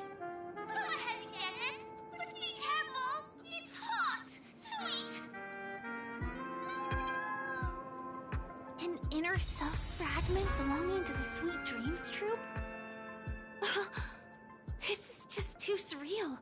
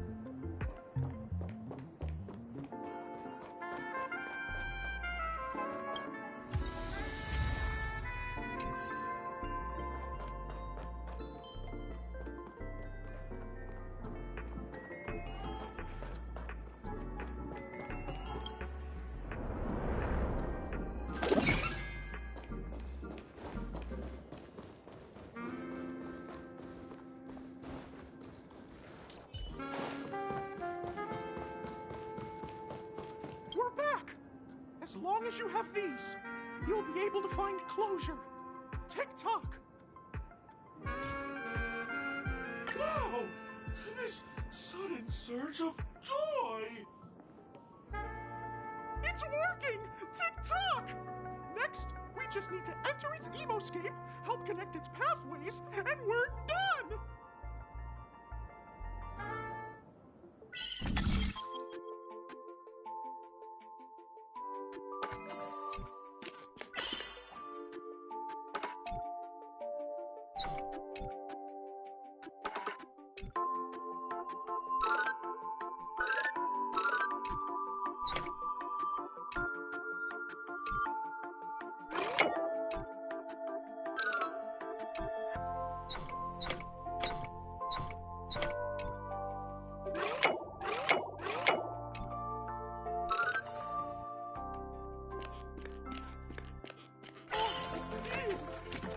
What's going on in here?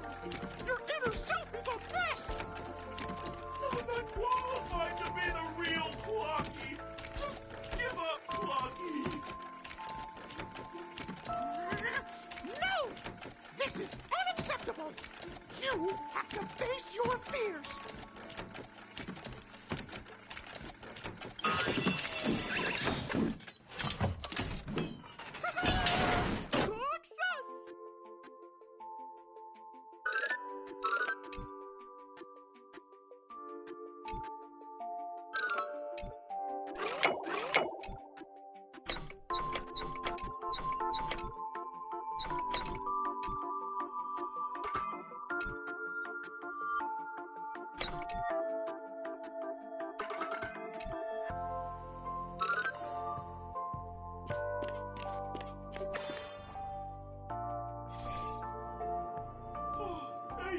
Clocky. If not for you, I'd never be able to connect with people like this. You helped me find myself again. No problem at all. As the guardian of Dreamville, it's what I'm here for. Tick-tock! Oh, my friends, you still have other important things to do, right? Go forth, my friends. When the moment comes, all the Dream Tickers and I will cheer for you. It's all done! Victory is in sight! Let's head to the final stage. Stream 4.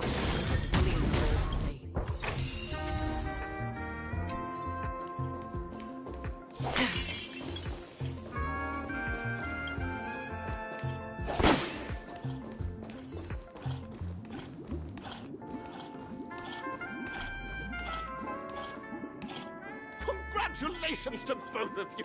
Oh, you've overcome all obstacles and proven yourselves! But, unfortunately, there is only one who can be Penacony's festive superstar. In the final stage, you will face the defending champion. If you fail, you will lose the opportunity to become the festive superstar. Welcome to the 33rd Scorch Sand Festival's third stage in the 20th season, sponsored by Soul Glad Enterprises' Superstar Showdown.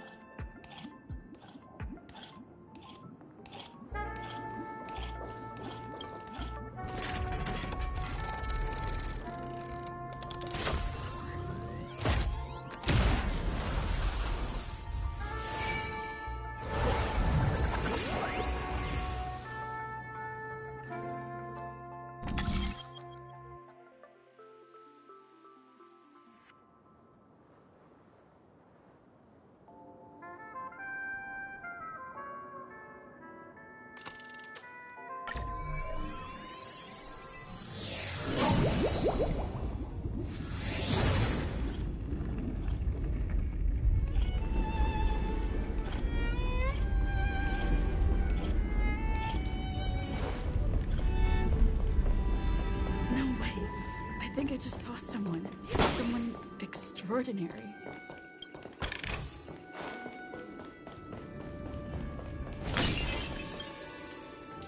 Let the show begin. Feeling lucky. Will of Preservation.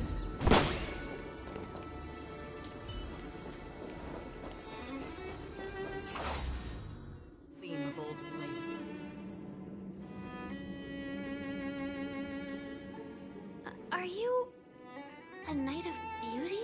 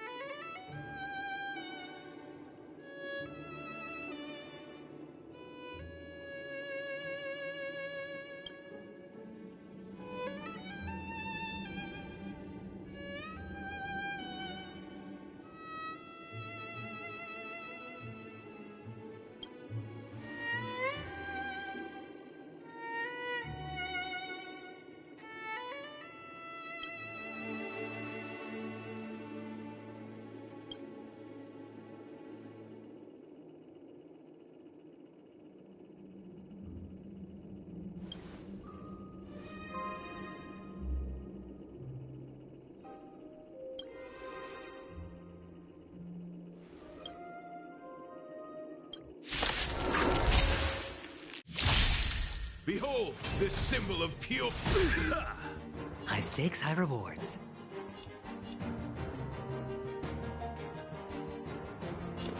Spend freely. The dice have been cast. Bust. Or maybe I'll take it all. The flesh wound. Harmony and unison. Another journey begins.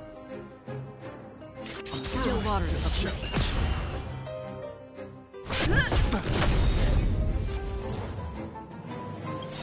Tonight, souls shall embrace.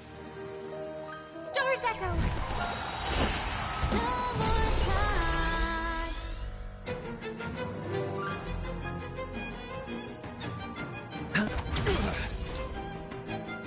Desperate for oblivion. I weep for the departed.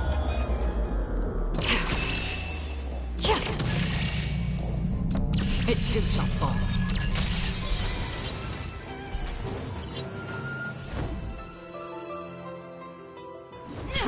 Pledge thy loyalty. All the flesh will put forth all your might. Hedge your bets. Watch your head. Still waters of oblivion. The flesh wound.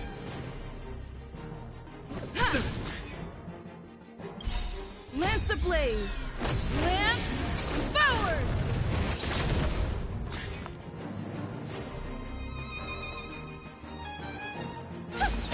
Bear witness. The dice have been bust. Or maybe I'll take it all. The flesh wound. All in. Sure, I'll play along. Desperate for oblivion. You are fighting a gentleman. Pledge thy loyalty. Lance at the ready. May song bring us victory. Resonate all together. Spend freely. Watch your head. Put forth all your might. It's okay. All right.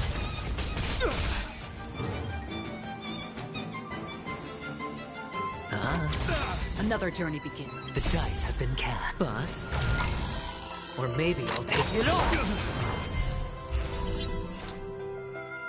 Still waters of oblivion. Behold, this symbol of pure... Let the duel commence. I weep for the departed. It too shall fall.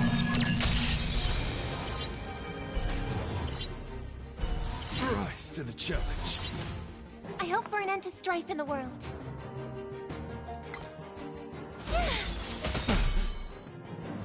Tonight, souls shall embrace. Tonight, the stars echo because of me. I'm on guard. Hedge your bets. Desperate for oblivion. Confess. Watch your head. Put forth all your might. All in. Sure, I'll play along. It's on me. Free will, or was it still waters of oblivion?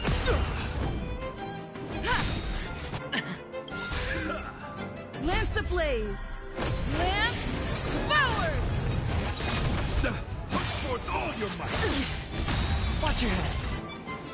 The flesh will... The dice have been cast. Bust. Or maybe I'll take it off. Resonate all together. The flesh... Bear witness. You are fighting a gentleman. Another journey begins. Desperate for oblivion. I'm on guard.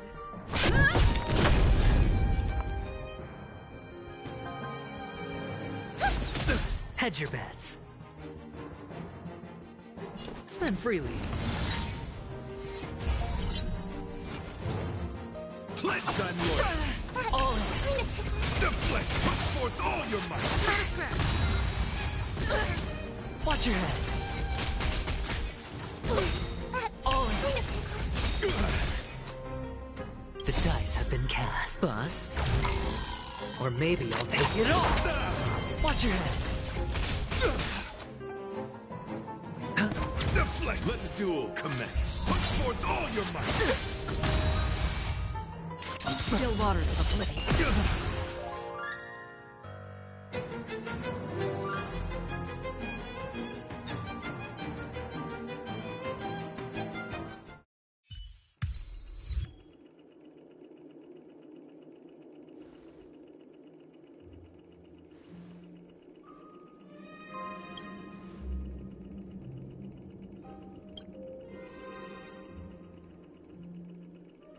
We don't have much time. May fate allow us to meet again, Night of Beauty. In that case, let's make our way to the end. Penacony's really thronging with talent. I hope we make it in time.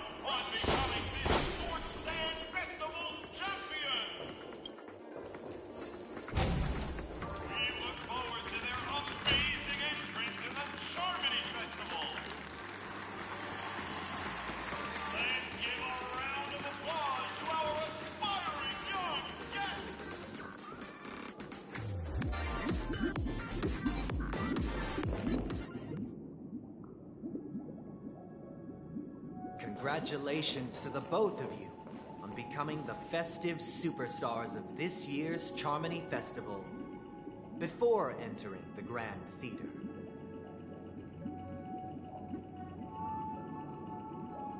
I, on behalf of the organizers, extend my sincere congratulations to you, wishing you joy under their radiance.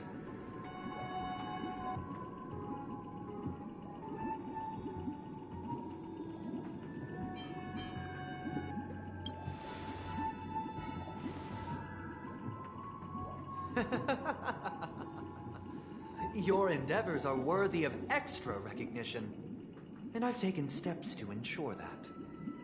However, this reward is not a material one, but rather the opportunity for an open and honest communication between us. As previously promised, my sister, Mr. Yang, and I have met with the Dream Master. We delved into the truth about Penacony and its Stellaron, and have come to a consensus. Both I and the Oak family cannot acquiesce to your request. Just as expected. We acknowledge the perspective of you, Nameless. Penacony does require change, but not as you propose. The planet of festivities cannot and will not revert to a place characterized by chaos, disorder, or anarchy. Through your journey of overcoming obstacles, you must have glimpsed the essence of that era. The vulnerable ruthlessly eliminated, equality non-existent, common folk living precarious lives, eking out a dreary existence. Ultimately, only heroes like yourselves manage to achieve success. But I would dare ask, if you did not possess the special status of having a Stellaron, and you were but an anonymous and frail member among the masses, which Penacony would you prefer? A dystopia for the survival of the fittest, or a sweet dream paradise for all?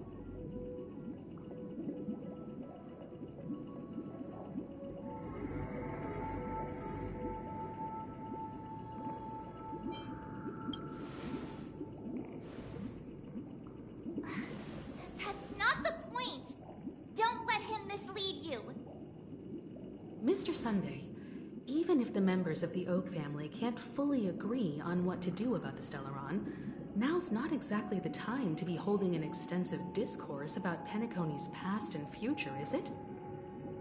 The Stellaron issue concerns the life and death of everyone on Penacony. If anyone has a better suggestion, the crew is more than willing to listen.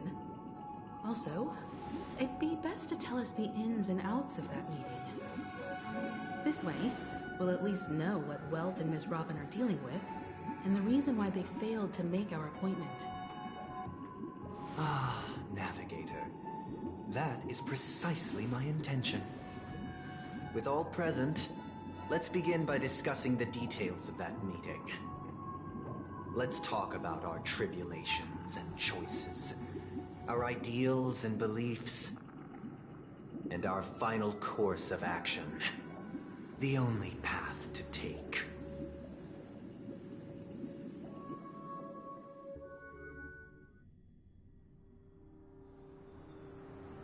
You mean to say that for the longest time, there have been scoundrels who would use the Charmony Festival that I have bequeathed to the masses as a tool to realize their ambition? Indeed, Dream Master. Once the Charmony Festival begins, the Stellaron's powers, along with the song, will be broadcast across the entire planet of Penacony. And then everyone in their dreams will be unable to awaken. This is indeed surprising to me. The dreamscape is maintained by the collective effort of the 5 families. If someone were to use the Charmony Festival to recklessly disseminate the power of the Stellaron, This individual must hold a position of great authority. Do you have any suspects? I'd like to ask, did you really not know of the Stellaron's existence? I would have never thought that this nameless would point the spear at me. Quite astonishing indeed. If I have offended, the Astral Express extends its sincere apologies. But the current circumstances are dire and leave no room for meticulous inquiry. We're doing this out of concern for the Dreamscape's safety. So, if you could, please alleviate our concerns. Dream Master, it's just to prove that the Charmony Festival has nothing to do with the Stellaron. If we're being overly cautious, I will return to the stage to offer tribute in song, just per the arrangement.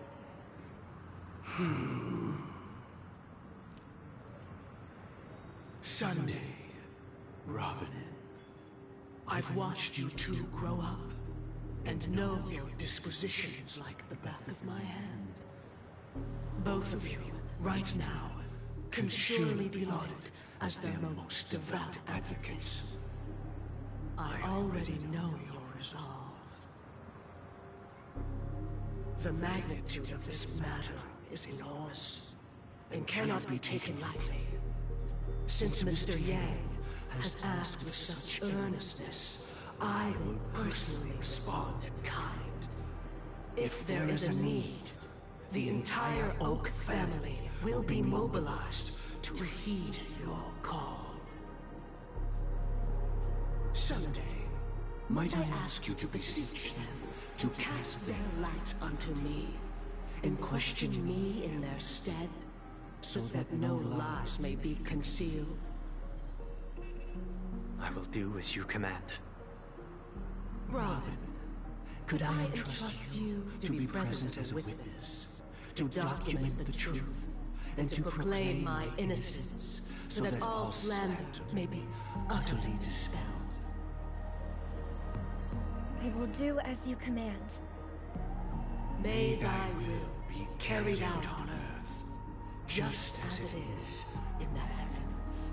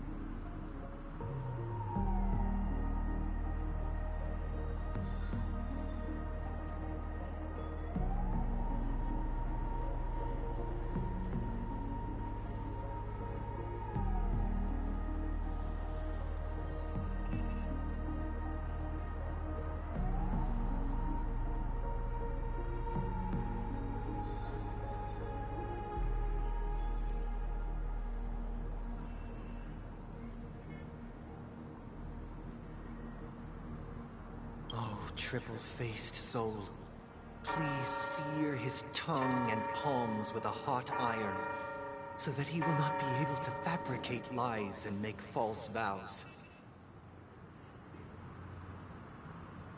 Let us begin.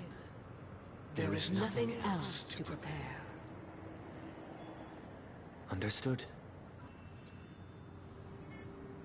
Question. Have you devoted your life to your god, never worshipping other gods? Naturally. Do you love your god as you do yourself, always heeding their admonishments? Naturally. Have you strayed from the path expected by your god, betraying their name? Never. Have you ever been inordinate with your asks of your god, coveting more than the foundation of the creation itself? Never. Then, a final question. Do you swear to fulfill all vows, past, present, and future? With the Eon as my witness, if I do not deliver on my words, or if I renege on my vows, may I be cursed in accordance with divine law. They have seen your faith, and have endorsed your faith. With this, it can be evidenced... Just a moment. What is it, Mr. Yang? I have another question I hope to have answered. To my understanding, the family's harmony and prosperity have never relied on so-called divine laws. The god you both mentioned, are they truly Shipe? Mr. Yang should know that those belonging to the family toil together as if they were kin, embracing solidarity and unity under their light. All duplicity is laid bare before the harmony. Such a delicate and complex symphony.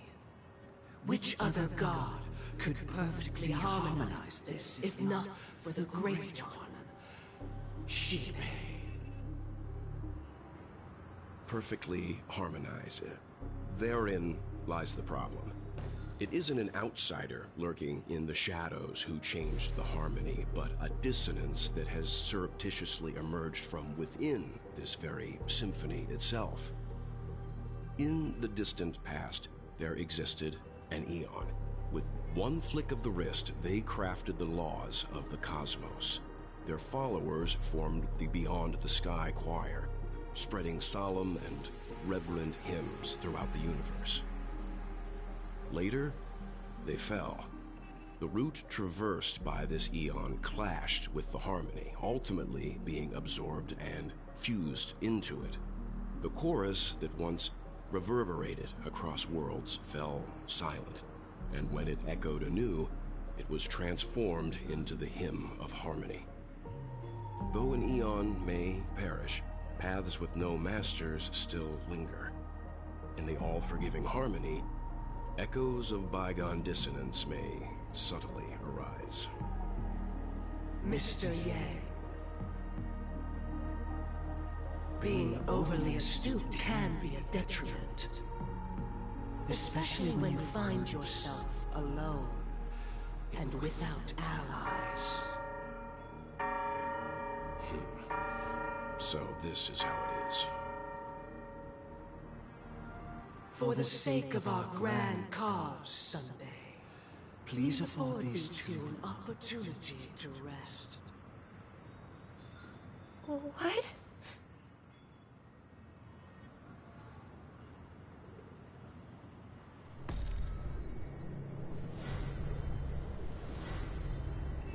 Sorry, Robin. It's just you. I did not wish for you to know this.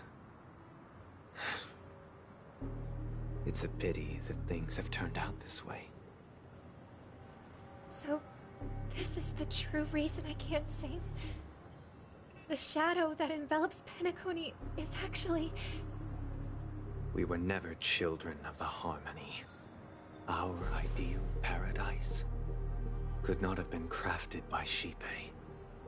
True bliss can only be guaranteed by the one who transcends the many. Within the foundation of law, humanity establishes civilization, and through harmony, we obtain order.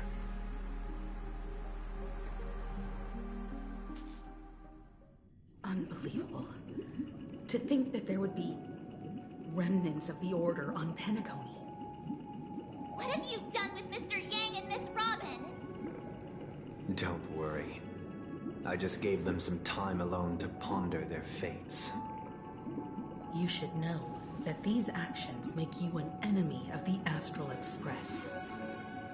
Should we need to stand against the Nameless, it would only be myself and the Oak family involved. But we haven't reached that point yet, have we? Your efforts for the justice of Penacony are evident to everyone, and have been widely observed.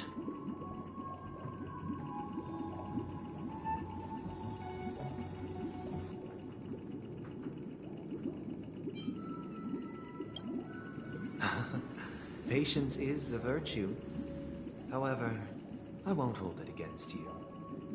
On the contrary, I'm here to make my intentions clear. If it is the Order that drove you to imprison Welt and Robin, and you're using them to coerce our compliance, then there'll be no point in entertaining any type of discussion. You're mistaken, Miss Himiko. They are in very safe hands, and just as the family has always proclaimed, no one can be harmed in the dreamscape, least of all in the beautiful new world belonging to the Order. Penacony and the entire universe have witnessed far too much innocent bloodshed. The strong wield their blades against the weak, and the victors push the vanquished to the brink of life. Natural selection. The world abides by this principle, establishing the well-being of humanity atop the corpses of the downtrodden. Only we, or rather, I, possess the power to put an end to this farce. So you've decided to resurrect a dead Eon? No one's ever done such a thing. If Miss Himiko is interested, let's draw back the veil and speak candidly. I've always firmly believed that people can understand one another through peaceful means. I'm willing to divulge the unembellished truth as to the intentions of the Order's Pathstriders, so that you will make better judgment for the Astral Express, for Penacony, and for this stretch of the universe. Words can hardly do justice to the beauty of that ideal. So, come with me, everyone. Let us retrace our steps, and see once again where this road leads. Huh? Where'd he go? Welcome. This isn't any location in Penacony's dreamscape. It's my inner world. The reason the scenery before you remains unchanged is because your consciousness has drawn on similar concepts to fill in the gaps.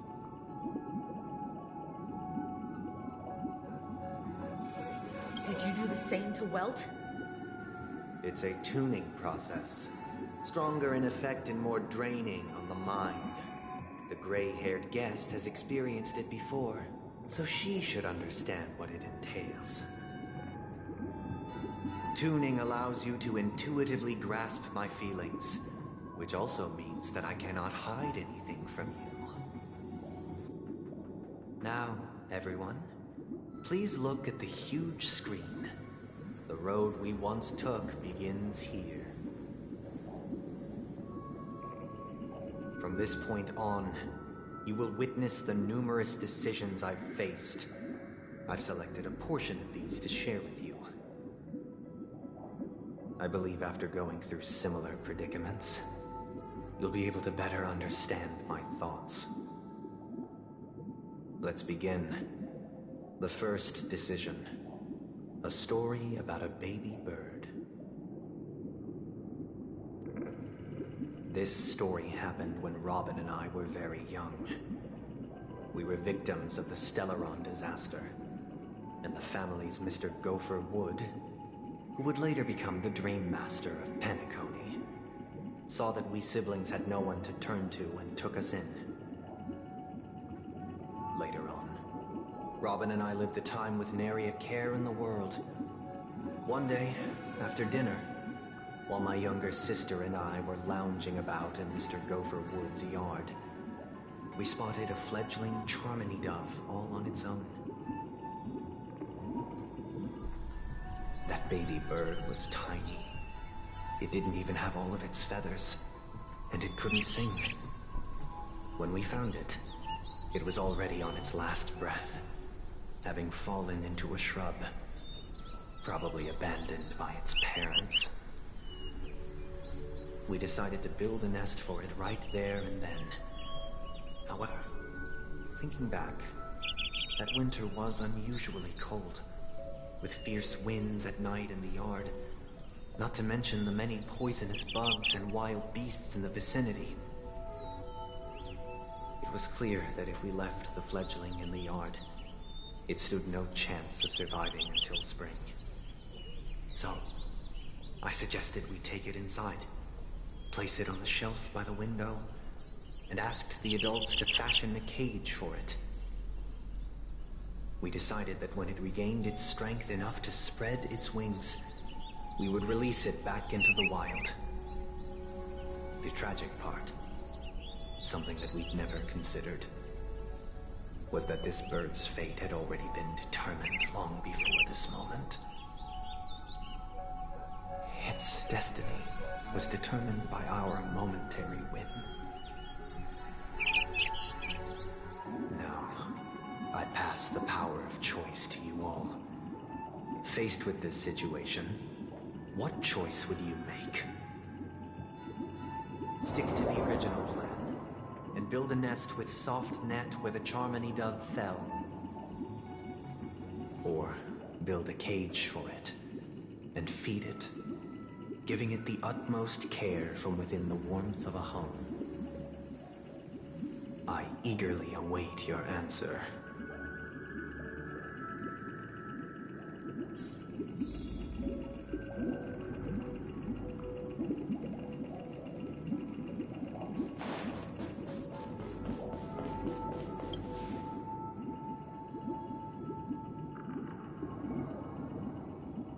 Interesting. Since you've made up your mind, allow me to reveal what fate this choice will bring to the fledgling. From what I've observed, there are at least 3 predators in that yard that prey on small birds. The Vosicle scorpion, Asdana wolverine, and the Huntington winged snake. Even if they shy away from humans, these animals are still near apex predators in a fenced location like a yard. In such a location, only one fate awaits that little Charmony dove. A painful death. As for the choice you made, I am deeply sorry. Now, let us advance to the second decision. This time, it's the story of a dream chaser. This story happened when I was appointed as Bronze Melodia, a position exclusive to the Oak family, charged with listening to the problems and vexations of Dreamscape residents, and providing them with the relevant guidance. It was during that period that I had the opportunity to hear voices from all corners of the Dreamscape. Joy, sorrow, arrogance, regret. The complex tapestry of human nature that formed the world. And I was fortunate to catch a glimpse of it. He was a dream chaser, and an illegal stowaway. Just like the rest of them, he came to Penacony in search of a better life. Except that, to most people, the price he paid, I suppose you could say it was everything. He told me I sold everything I could at home. The house, the land, even his 2 children. He said he could not afford to raise them, and that at least they could eat if they lived as slaves. He had a plan in place. He would buy back his children once he had made his fortune, and enjoy Penacony's beautiful dream with them. Alas, his plan to smuggle himself was somewhat clumsy, and he was sniffed out by those pig-headed hounds. After hearing the Dream Chaser's story, I immediately appealed to the Bloodhound family to cease their pursuit. That way, at least he could live peacefully. But I was still too naive to the ways of the world. I did not anticipate that what I thought was a kind gesture would later lead to dire consequences. I'll tell you the outcome soon. For now, I'd like you all to make a choice.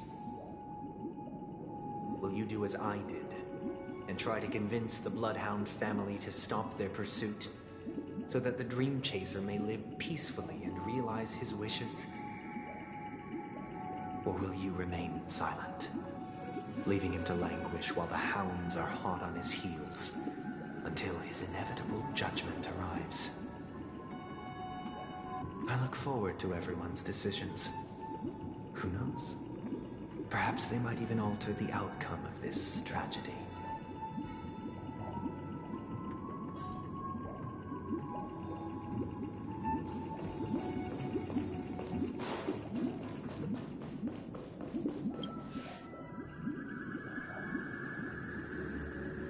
It seems you, like me, are pondering whether a different choice could have led to a better outcome. Sadly, his fate would only be more tragic. Say he never gets caught. He would only die from delirium. The methods with which illegal stowaways enter dreams are unorthodox. Not flawless like the hotels.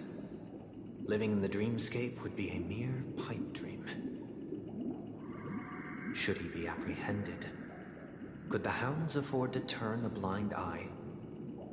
The answer is a definitive no.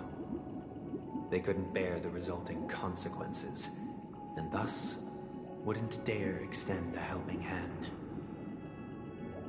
As to your choice, I once again offer my heartfelt apologies. Next comes the third and final decision. And the story this time is my own. This story happened the day I was appointed the Oak family head.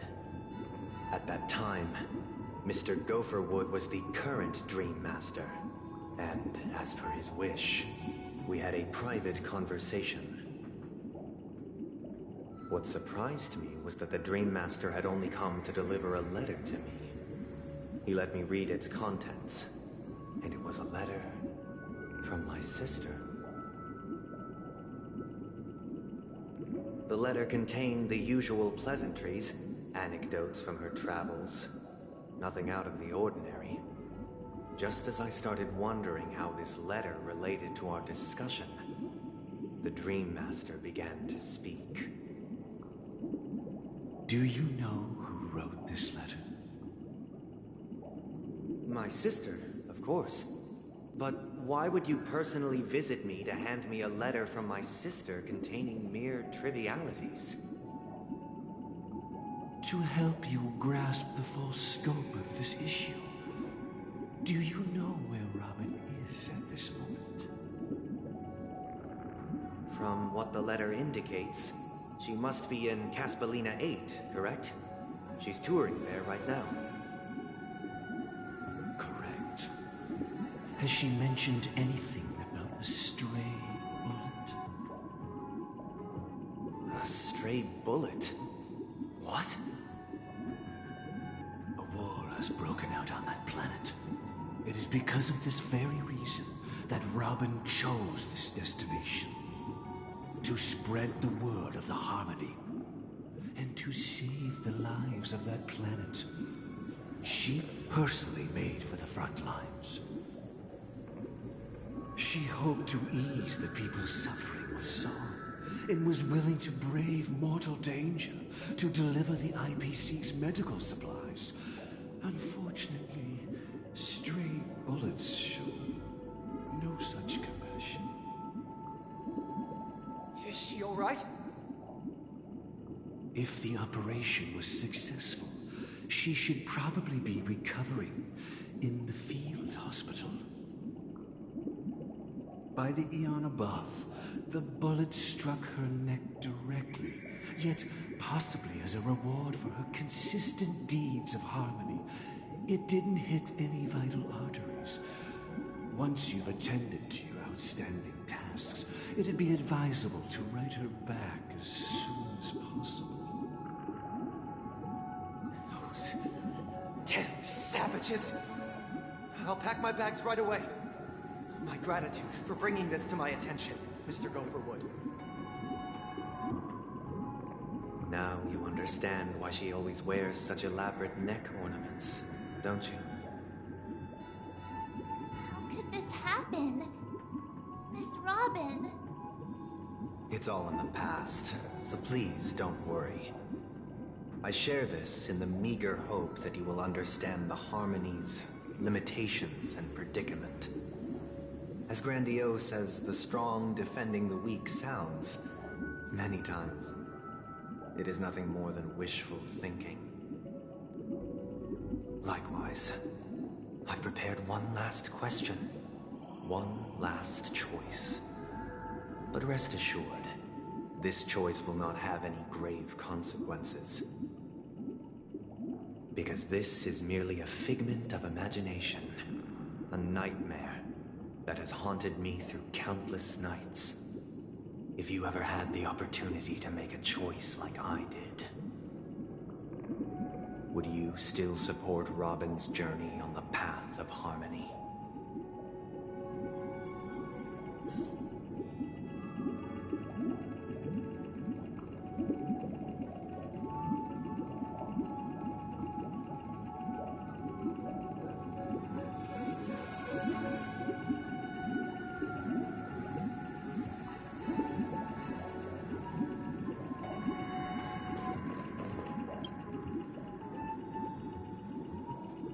I often feel like I've dreamt of similar scenes on certain nights.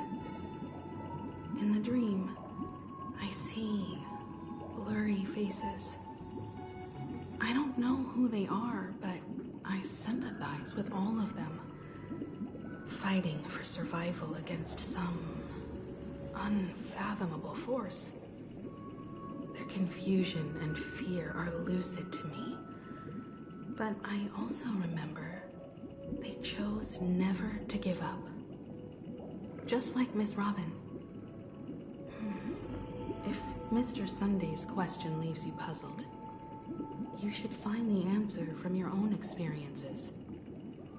With each trailblaze, dangers and tribulations will surely follow. But would you ever back away? Would you stop March and Don Hung from reaching their next destination? I believe you have an answer of your own in your heart.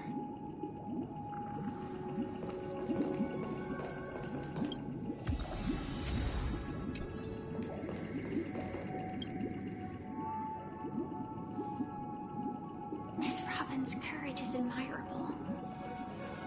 And here I was thinking she was just another superstar celebrity. But the fact that she's also Mr. Sunday's younger sister? No, I doubt he'd wish harm on his own flesh and blood, no matter how grand the ambition.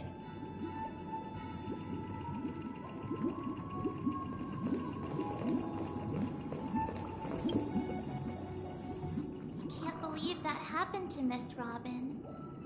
The strong defending the weak is a great mantra, but if I had to pay such a price, I don't know what I'd do.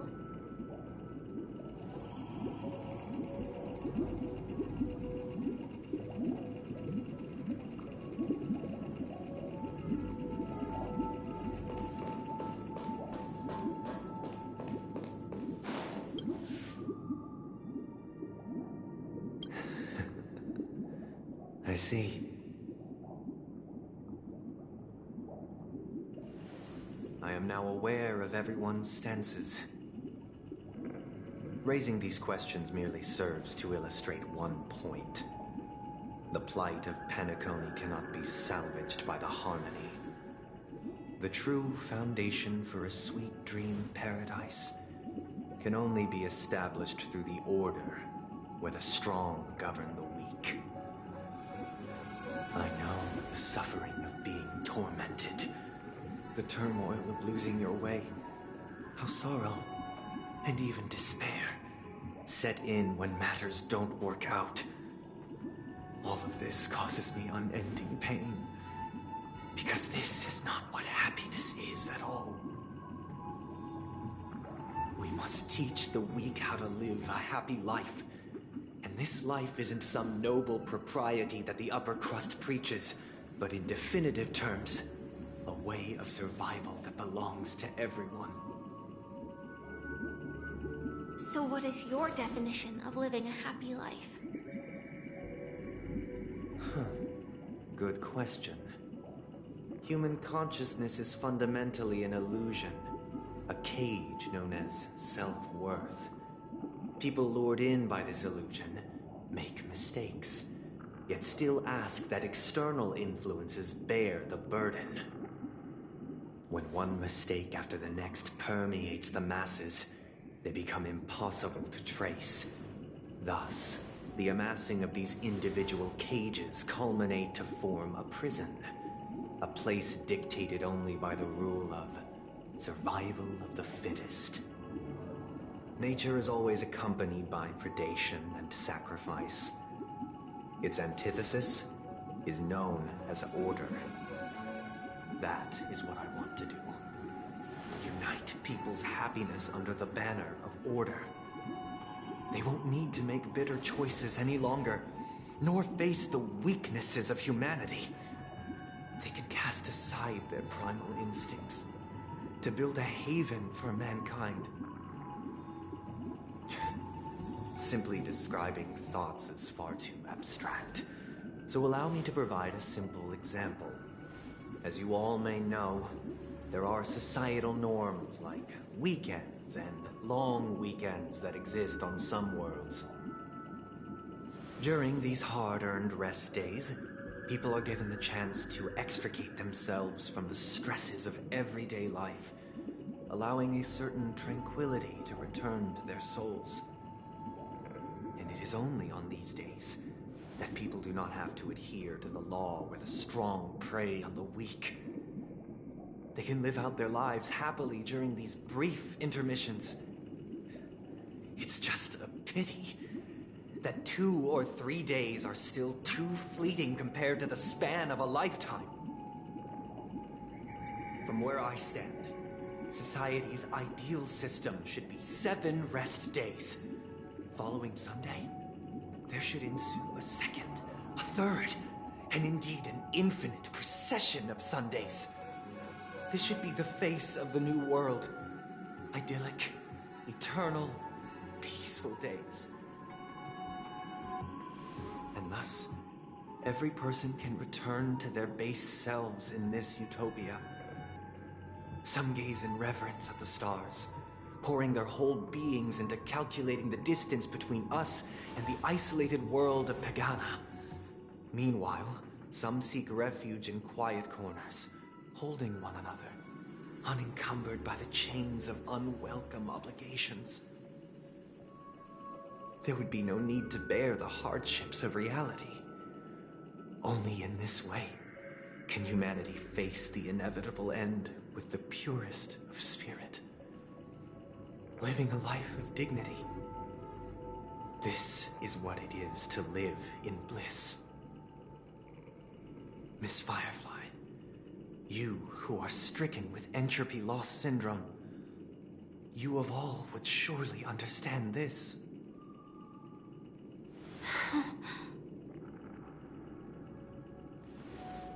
It sounds like a flawless theory.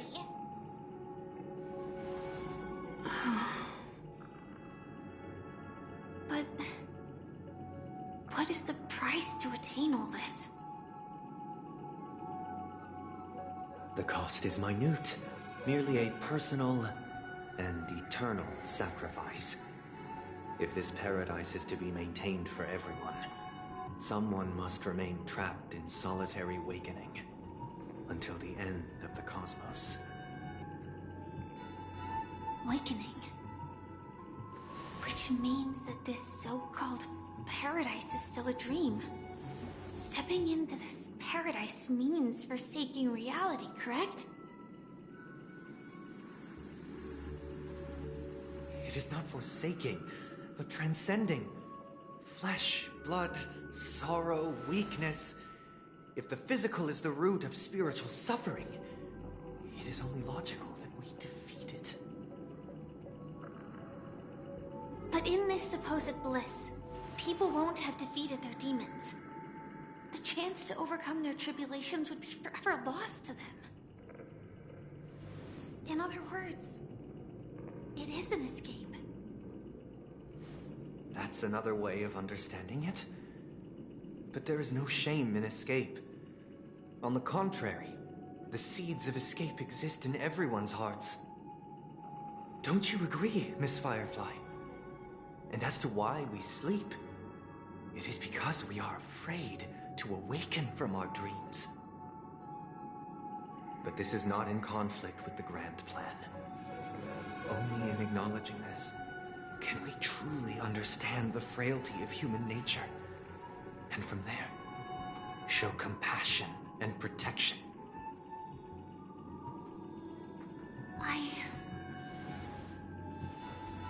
I admit that you are a born leader. Your perspective on humanity brims with pessimism.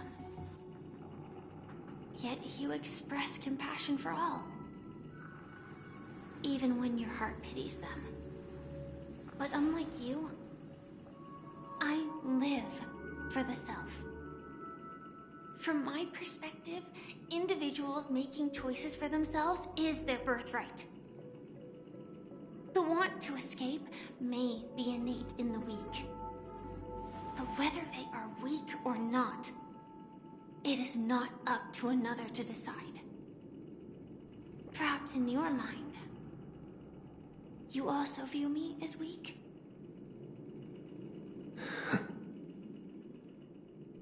Because I don't think so.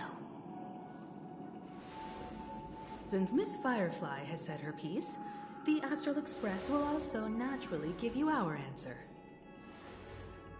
We'll leave it to you. Just as Mr. McHale instructed before. Tell him our choice.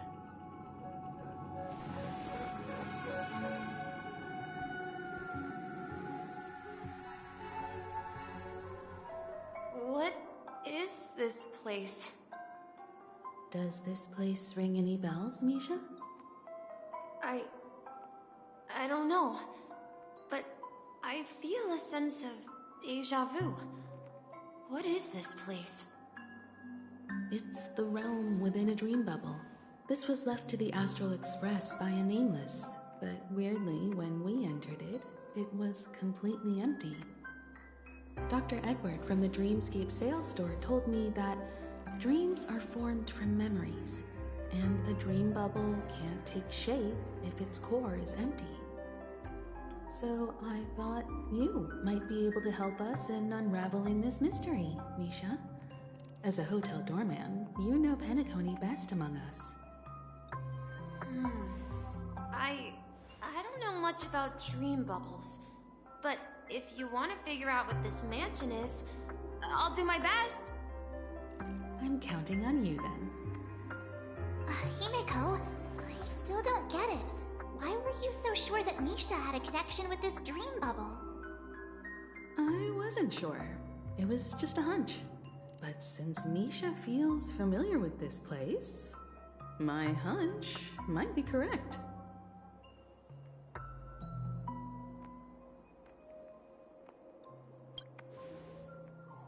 Exactly. This is where you and Firefly encountered death, which we now know as dormancy. Considering its connection to Dreamflux Reef, it's not surprising it appeared here. The question now is, who brought you here? Based on the clues we have so far, it's unlikely to be that masked fool, so identifying them is crucial to us. We're drawing closer to the truth once more. Let's give Misha some time, as I believe he'll unveil the secret of this dream bubble. Alright, but there are doors all over the place. Which one should we choose? Do you have any idea, Misha? I guess... maybe this way?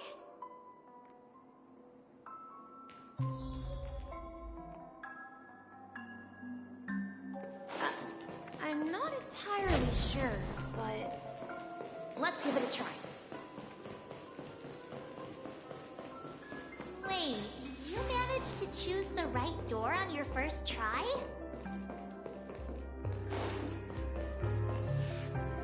Weird.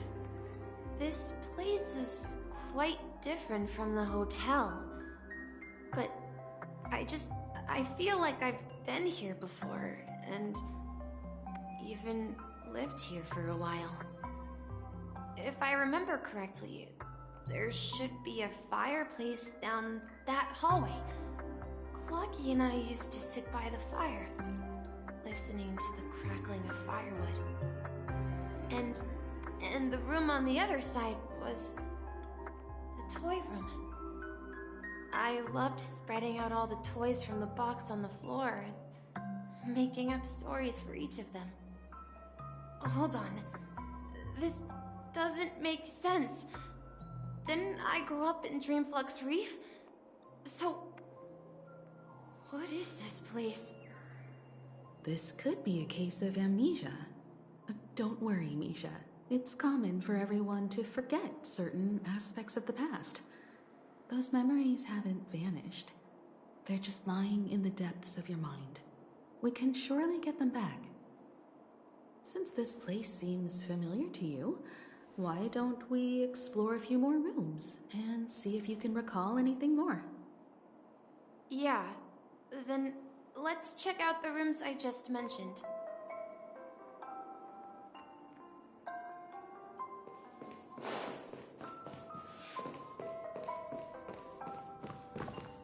Mikhail, that's the name. Now we all know him as the Watchmaker. So, who is he talking to? Do you know anything about it, Misha? I'm sorry, I don't know much about the Watchmaker. But, Mikhail... Anything special about that name? Mikhail is Grandpa's name. Grandpa? Do you mean you're the Watchmaker's grandson? But we haven't heard anything about the Watchmaker having descendants. And the name Mikhail is not rare. Perhaps it's merely a coincidence. Could you tell us more about your grandpa, Mikhail? Yeah, sure.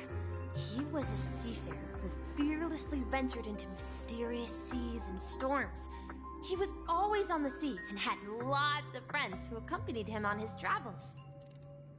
He didn't want me to call him Grandpa because that would make him sound old. He believed he was still young. The name Mikhail was given to him by his parents, Mihaly and Elise, both renowned seafarers. Every time he came back, he'd share his logbook with me and tell me about his adventures at sea. I want to become a great adventurer, just like him. It appears that the Seafarer has nothing to do with the Watchmaker. So, Perhaps it's just a coincidence? So, where is your grandpa now? He went off on a new journey. And it's been quite a while since I last saw him. So, where has Clocky gone? Did he leave to protect Dreamville?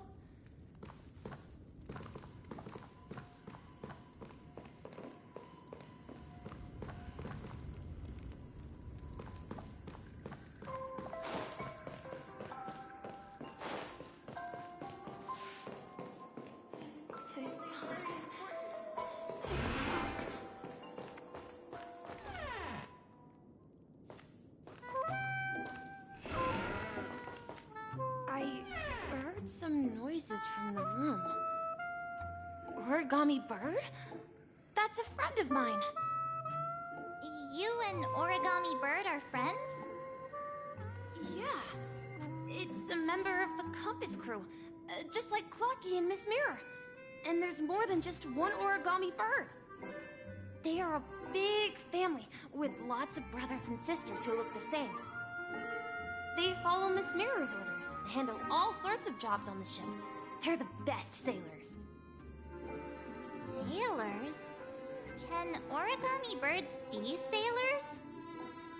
Could you tell us more about the Compass, Misha?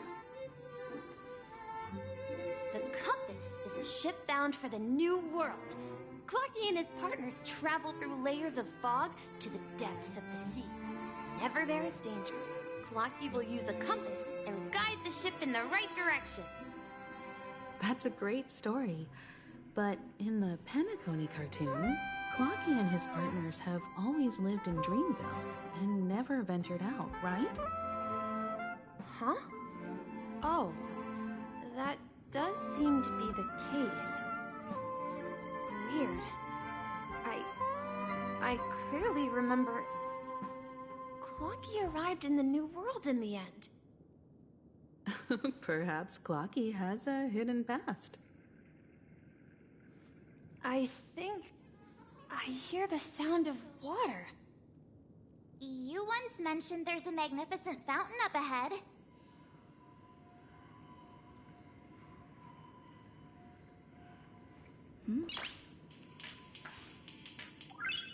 Noise.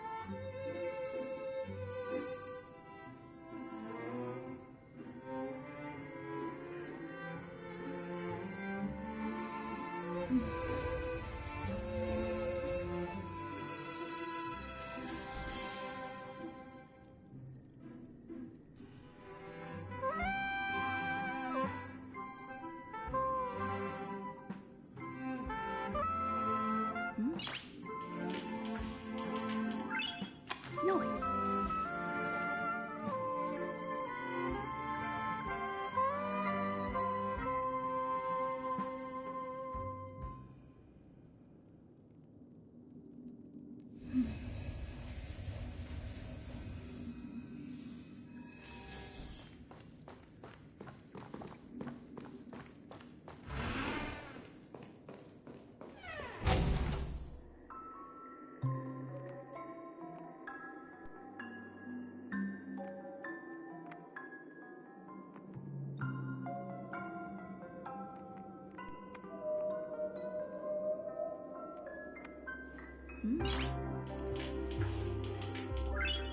Noise.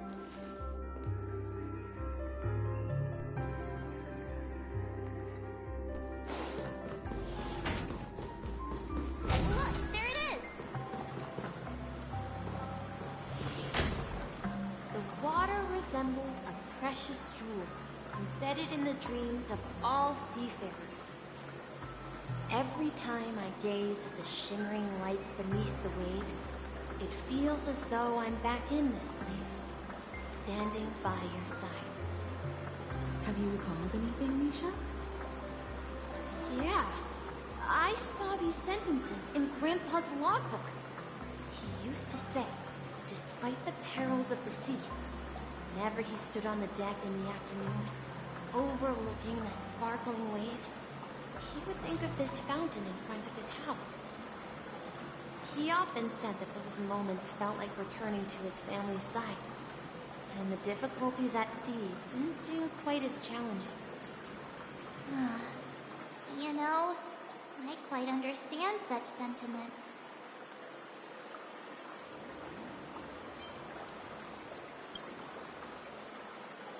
I'm not an elder. I was just being a bit sentimental.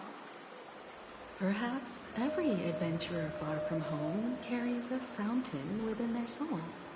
Even though the other side of the sea remains shrouded in the unknown, the fountain in front of his house serves as a compass, leading him back to his cherished ones. Yeah. While Grandpa was at home, we would stand by the fountain and place the compass, a toy boat that I made, into the pool. Back then, I would ask him when I could go on adventures like him, and he would always laugh and say I was still too young. It seems this Mikhail is truly a seafarer and has nothing to do with the watchmaker. Yeah. Based on Misha's recollections, the scenes in the dream bubble appear to be his childhood memories. But this raises more questions. According to Misha, he was clearly born on an oceanic planet and led an ordinary life, with no connection to Penacony at all. Could this be some sort of metaphor? Perhaps the sea refers to the memory zone. I'm sorry. I don't know, but my memories keep pouring out uncontrollably, like water flowing from a fountain. Perhaps I'll remember more things if we go further.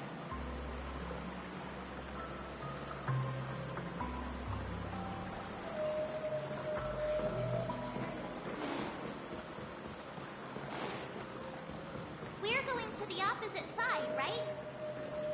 No, we should turn left here.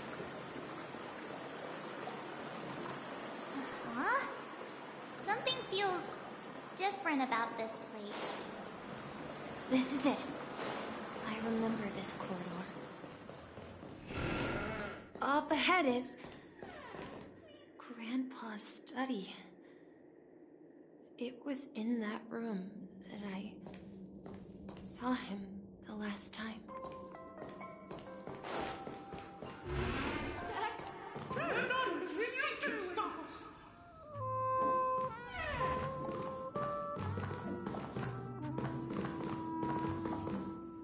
The atmosphere in this room feels totally different. Misha! You finally come! Clocky! You're here! Yeah. This is the room where we first met each other. Are those books on the bookshelf logbooks left behind by that seafarer? Yeah. Whenever he came back, he placed a logbook on the bookshelf in his room. They contain records of his expeditions to every corner of the world. He described our world as a fountain. At some point, the sea started to gradually swallow up the land where people lived. To ensure that everyone had land to settle on, he had to continue exploring the sea and search for the source of the rising seawater. On that day, he called me to his study, telling me that he was embarking on another journey. However, I could sense the gravity in his expression. It was the same look I had seen on my father's face before his final voyage. I asked him if I could go with him, but he said that my adventure lay elsewhere and told me to stay home and patiently await a certain sound at the door. What sound? He told me about a vast ocean in the sky. An ocean of stars. He spoke of a train that transports children with a desire to venture far away, traversing the sea of stars without ever stopping. He said that he knew the crew on the train, and that he had asked them to take me along. He said the journey I had always dreamed of would start there. A train? Could it be? It's the Astral Express. I remember now.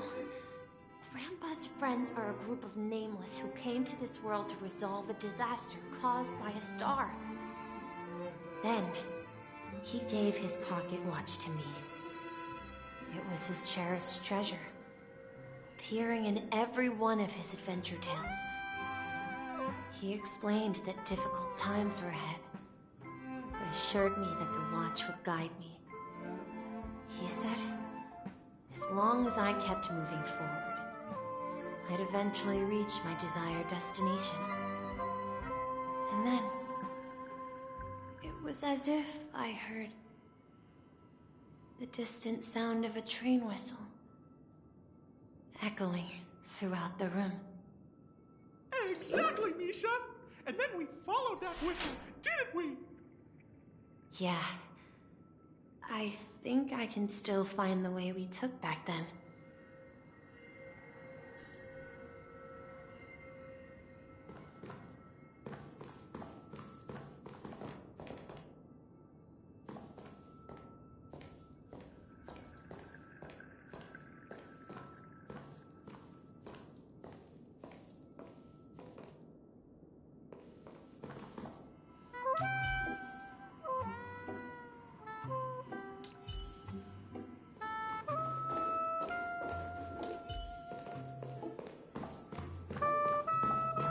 This is the dream jigsaw, right?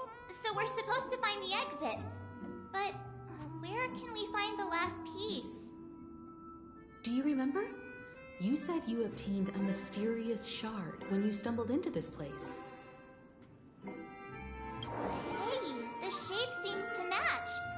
So this shard is also connected to Misha? Looks like we're just one step from revealing the truth. Let's get to the other side and investigate.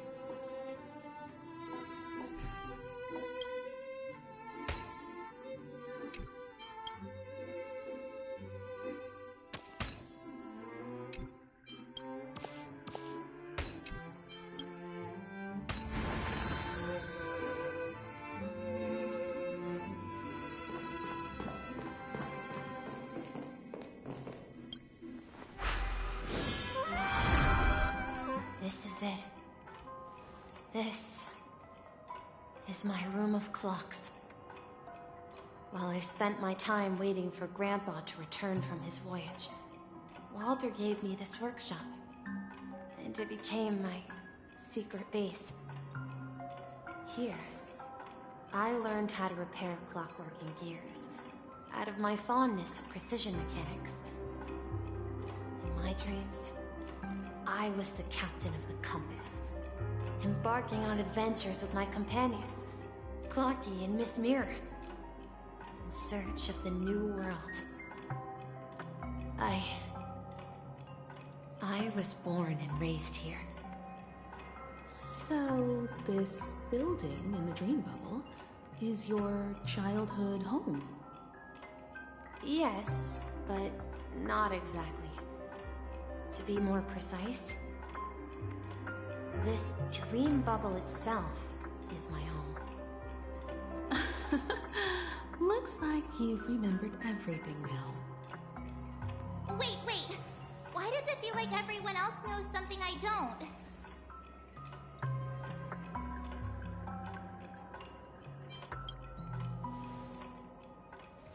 March, do you remember when she mentioned a clocky that only she could see? Yeah, the little guy here, right? But we all saw him in Dreamflux Reef, right? And Mr. Yang even greeted him.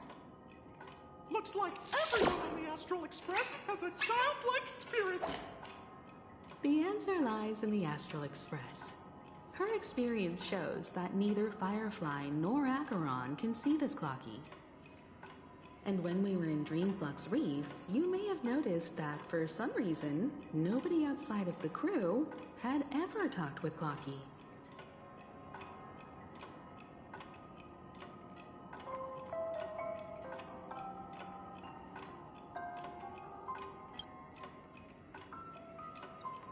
A mimetic life that can only be seen by a select few.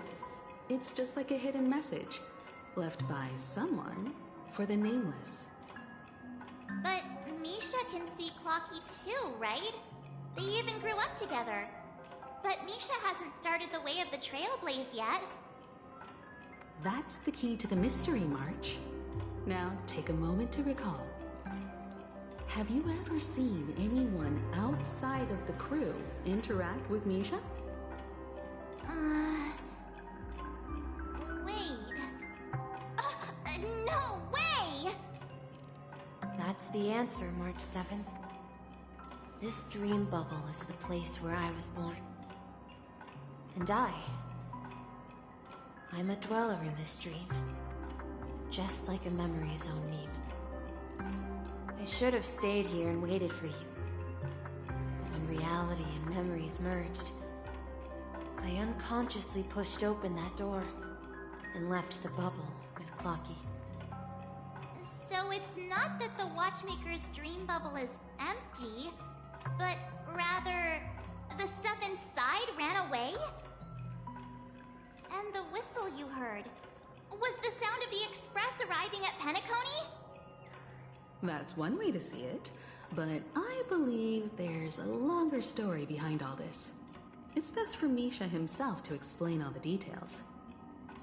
How about we start with your name? Now, should we call you Misha, or...? Thank you all for helping me rediscover my true self. Now, please allow me to reintroduce myself. I was born on Lushaka, in the Presmere system, adopted by seafarers Mikhail and Char. They gave me a treasure, a name that carried their hopes. Mikhail Char Legwork, or simply, Misha. If you prefer, you can call me by a more familiar name, the Watchmaker. So, you're the Watchmaker himself? Unfortunately, that legendary figure is no more. I am only a reflection of his life. As for the child who has been with you, he's the innocent protagonist of Misha's childhood dream. Friend of Clocky, a young apprentice, and a future mechanic on the Express. And this also marks the beginning of his journey, devoted to the Trailblaze. At the end of the journey, I left this little flame, which I so cherished, in my deepest dreams, hoping to pass it on to the nameless of future generations. However, he somehow left the dream bubble and forgot all about his task. I apologize for all the confusion this caused. Because he was born with a desire to trailblaze, wasn't he? I don't think Misha has forgotten his role as a guide. He remembered it, And that's why he mistakenly appeared as a hotel doorman in her dream from the very beginning. The one who brought our unconscious friend here must have been Misha. If that's the case, we encountered the Watchmaker's legacy from the beginning, didn't we? Well, I have a sarcastic friend who says I always take big detours and end up back where I started. Perhaps that's what every nameless has to go through. But in the end, you found me. I'm sure you're all wondering what my legacy is. I believe my hound has mentioned the Stellaron and my wealth. If I may apologize, the Stellaron part is real.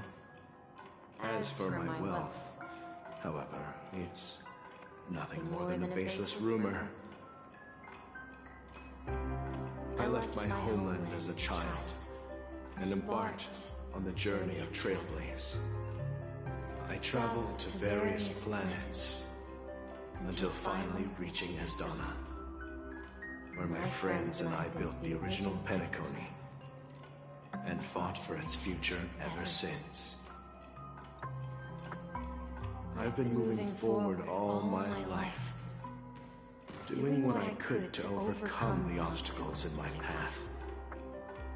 But ultimately, my journey reached its end, and I left behind no possessions worth entrusting.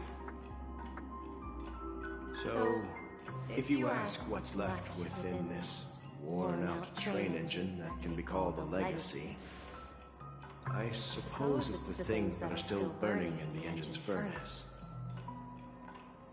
Now that you're well aware of the current situation of Penacony, I certainly hope that you'll help me get this world back on track. But I'll leave that decision to you, for the path of Trailblaze is never paved by others. All I have for you is a story and 2 gifts. I want to give you my pocket watch. It has accompanied me throughout my long journey, guiding that naive child forward, and has been blessed with the presence of so many great people up to this day. And my hat, too. The one who navigated for me placed it on my head and planted a fanciful thought in my mind. The trailblazing expedition will never end.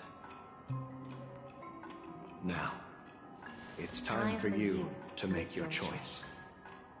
Once you've made up your mind, open that door and enter the long dream of an old man. I'll be waiting for you at the end of this corridor of time. All right, everyone. Let's make a decision. Although I don't think anyone will have any objections.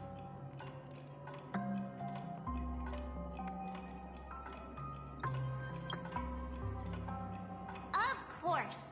We've come this far. Surely there's no other option than moving forward. In that case, it's unanimous. Then let's proceed together to the end of this stream and tell Mikhail our decision.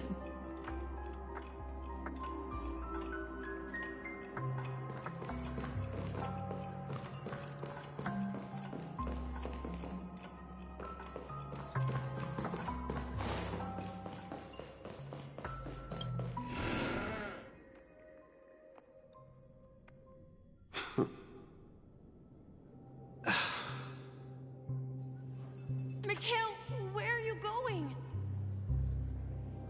Someone has to step up and save Lushaka. So why can't it be me, Misha? Please don't go. And if you must, please take me with you. Don't leave me alone. Even without me, you know how to proceed forward, brave Captain Misha. The compass is waiting for you. Haven't you always wanted to be a better adventurer than me? Now go, board that train and start your journey. Where are you going, Mikhail? I'm going to clean the floor in the parlor car.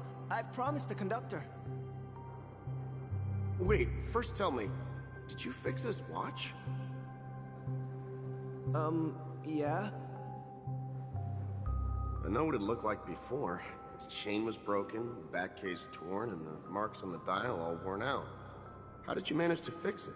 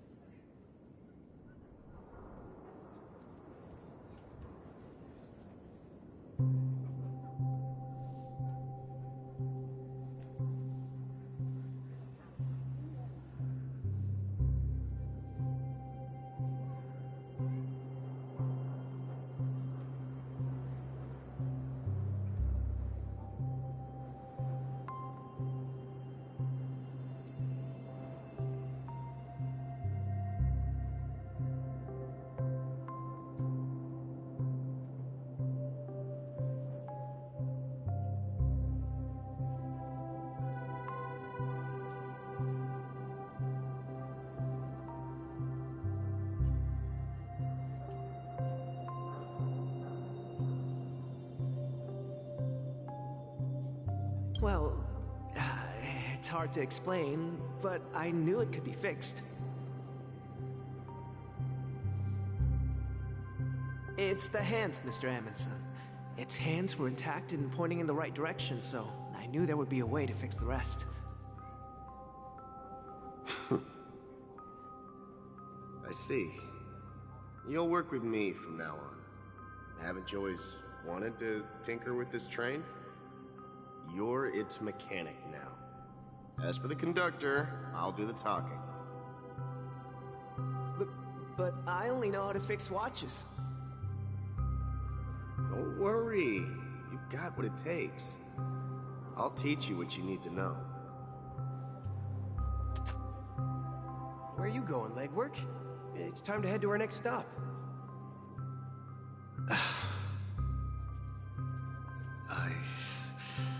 I'm staying in Astana with Rosalina and Tiernan. I see. This place reminds you of home. The people of Astana have only achieved a tiny victory, and still have a long way to go towards true freedom. Hanunu needs us. Don't worry, not all journeys lead to the stars. Even if I leave the Express, our path of trailblaze will continue. Yeah. I knew you wouldn't stay on the Express forever. Leave in peace, my friend. And, take this with you. This is Mr. Amundsen's hat. But why? When he departed, he said he would leave it to his best student. Well, I suppose the time has come. Farewell, legwork. Take care of Tiernan and Rosalina. And don't forget to write to us.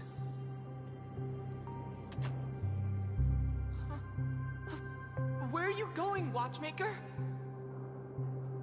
Don't worry, Micah. Just going on a little trip. Someone has to be at the forefront of the interstellar frontier, and I'm the only former nameless in Penacony. So why can't it be me? Because you're all we have! Have you forgotten about Tiernan? The cosmos is way more dangerous now. What will happen to Penacony if we lose you too? But what will happen to Penacony if we don't find a way out? Tiernan. How could I ever forget him?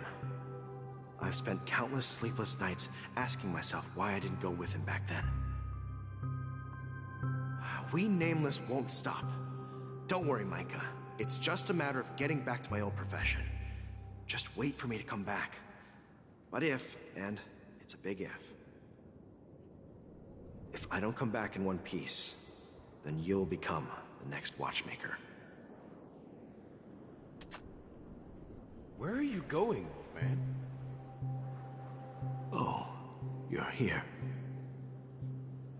Answer my question. What are you up to?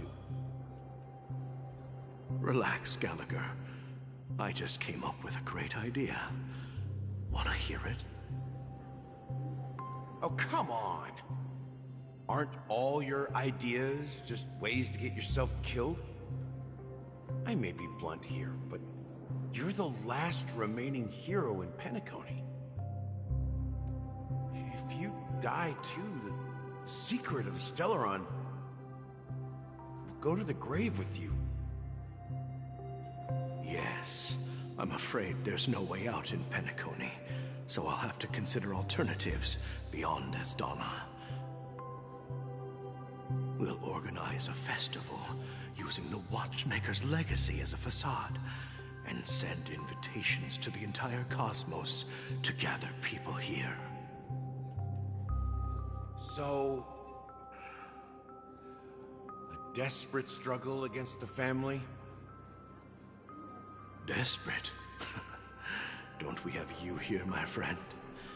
This task is challenging, but what hasn't been challenging for us along the way?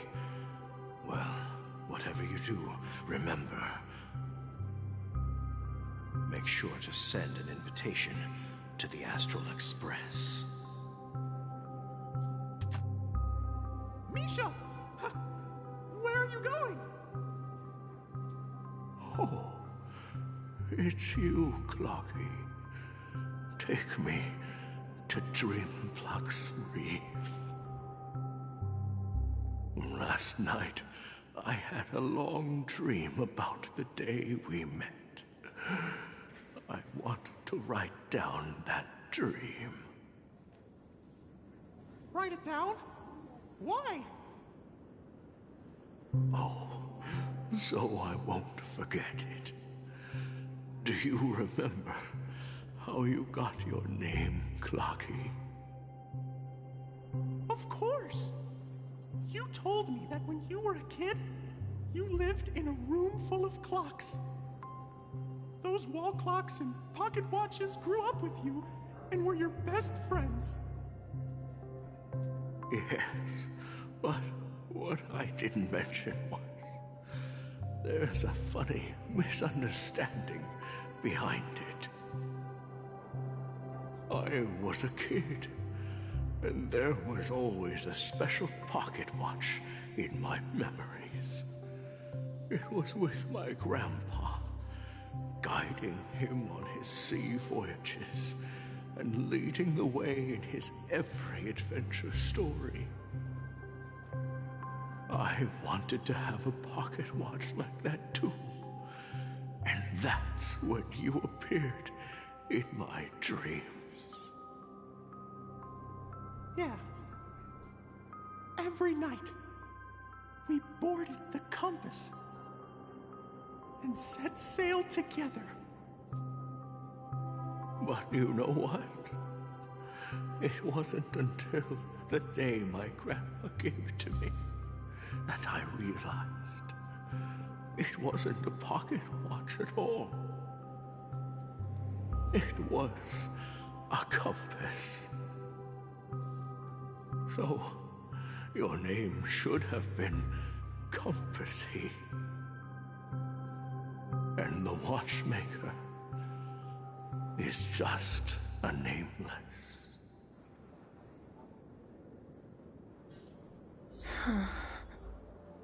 We've arrived at Dreamflux Reef. So, where to next? You know, Clocky, I don't think I'll be going anywhere else. Yeah. Please, wait a sec!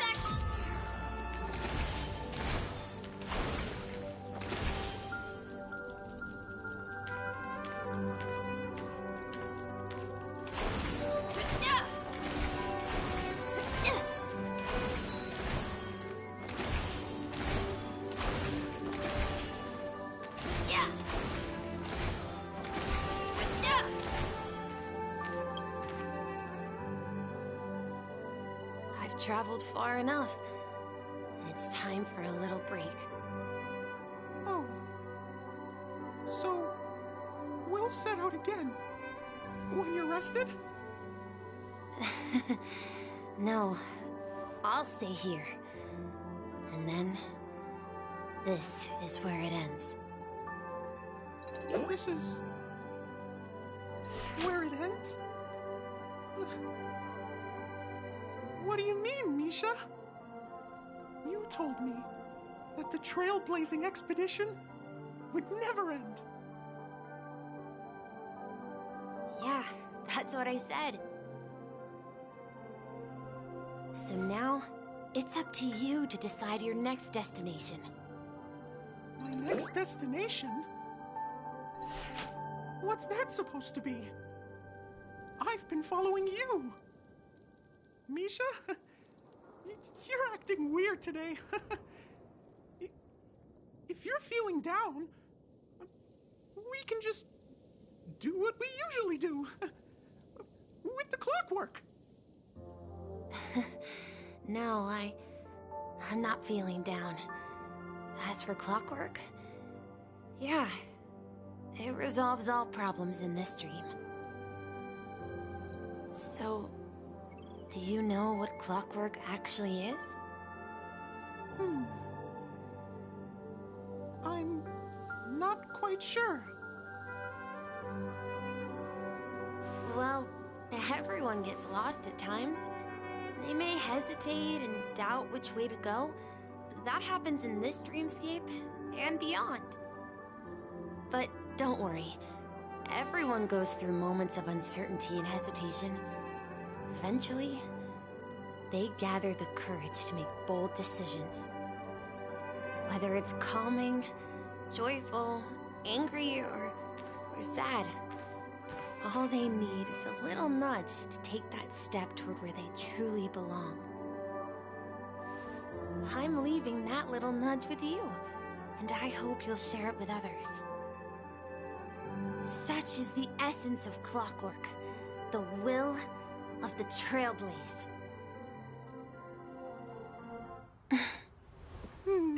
Clocky's hands spin around non-stop, indicating confusion, frustration, and weakness.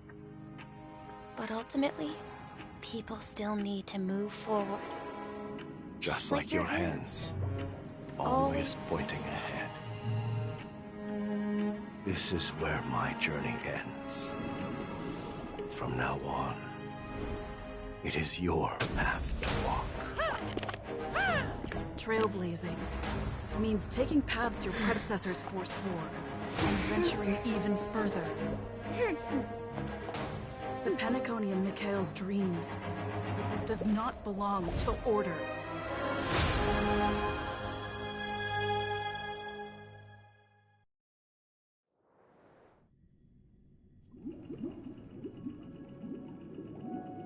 I can't believe that Eon would cast a glance at Penacony at a time like this. Is it because of the resonance from the legacy of the Trailblaze? Or perhaps the bond between you is so strong that it even impresses an Eon? Well, there might be another possibility. Perhaps they want to witness, on behalf of the fallen Eons, who will hold the future of Penacony. If that's the case, on behalf of the Dream Master of Penacony and the 107,336 members of the Oak family, I'm extending a formal invitation to all of you. I'm cordially inviting you all to the Penacony Grand Theater to participate in the upcoming Charmony Festival. And, of course, you won't be in the audience, but on center stage. Since the future of the Stellaron, Penacony, and even the entire cosmos is at stake, let's draw a conclusion there, in all fairness. If you truly believe in Akavili's path, then show me their courage and determination.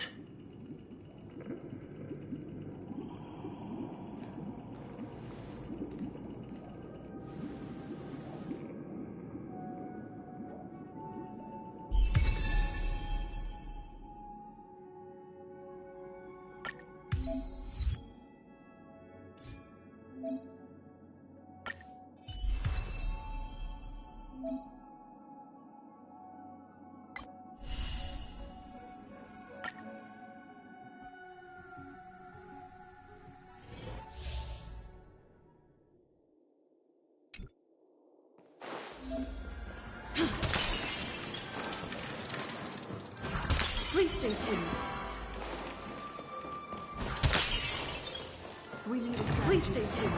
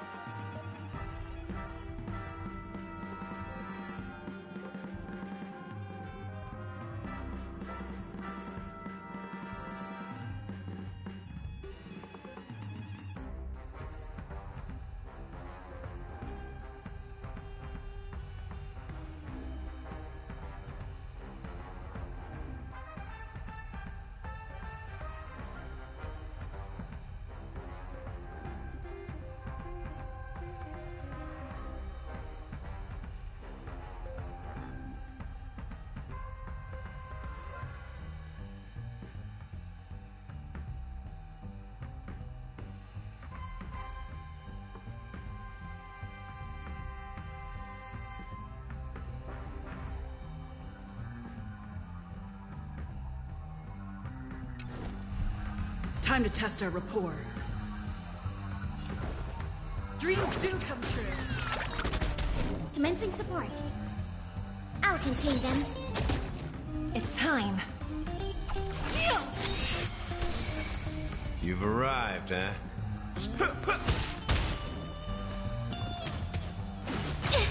Not good. Still the same old. Enemy targets detected. Enemy data secured. Net markers activated. Time for a good old counterattack.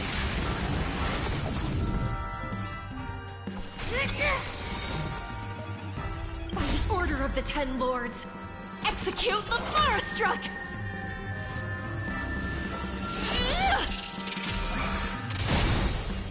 No amnesty for the Marastruck.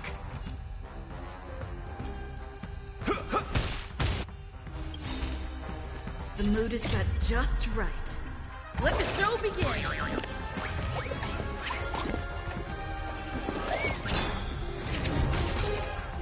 Did the rhythm get messed up? Enemy targets detected.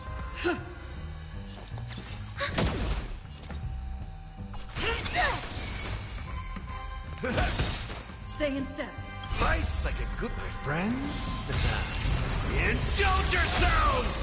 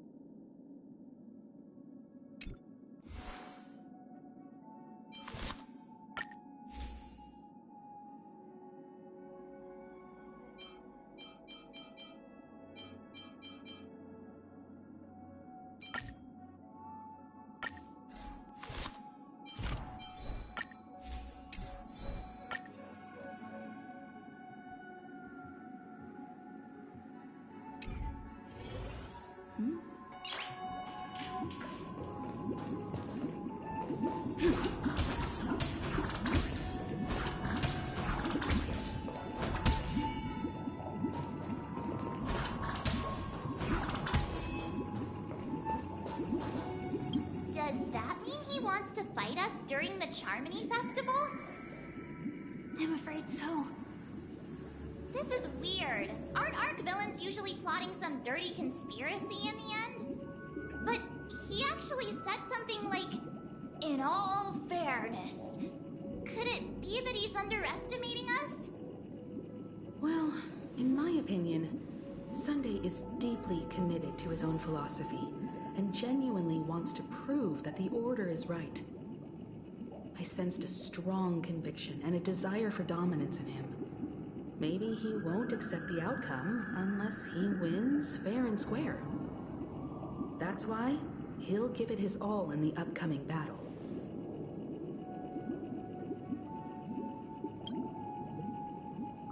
Yeah, you're right. We've even dealt with a Lord Ravager of the Destruction, so a follower of the Order won't be a big deal. Anyway, we can't leave the Stellaron unchecked. This is about trailblazing a bright future for Penacony and fulfilling Mikhail's and his predecessors' long-cherished wishes. Now that we've taken up the mantle, we can't afford to fail them. However, the same applies to the Order. Their plan didn't materialize overnight, and they have the profound collective consciousness of the planet of festivities behind them. A desire to dream, to slumber and escape reality. All those hidden emotions have given birth to the sweet dream of the Order. They've harnessed the will of an entire planet to create an Eon. This confrontation is far more complicated than a simple power struggle. To secure Penacony's future, fighting on the stage alone is not enough. What do you mean? Are you not coming with us? I believe Firefly is trying to say that she's heading off to another battle.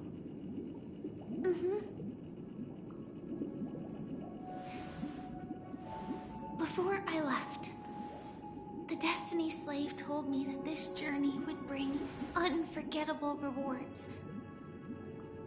Even though the script he gave me only had a few lines, I couldn't ignore them. Because one of the lines said, "I'll experience death 3 times in the land of the dreams." 3 times? This can't be serious, right? The first time was a painful death when I was stabbed by the Blade of Dormancy, which led to all subsequent events. The script will always come true, but in a way that will only be revealed when that page is turned. So now I've understood the meaning of my second death. And I am prepared to face it. If all goes well, my efforts will provide crucial support for you. Only by achieving victory in this battle can we secure a future for Penacony. And only then, my third and final death won't come true in the most terrible form. The most terrible form? Does that mean... The true death. Where everyone in Penacony loses themselves completely in the eternal sweet dream of the Order. We must do everything we can to prevent that. Have you made up your mind, Firefly? Yes. Otherwise, I wouldn't be here. Thank you again for your assistance for the Astral Express. May we meet again, in reality. Yeah. Farewell, everyone. May your trailblazing expedition never end.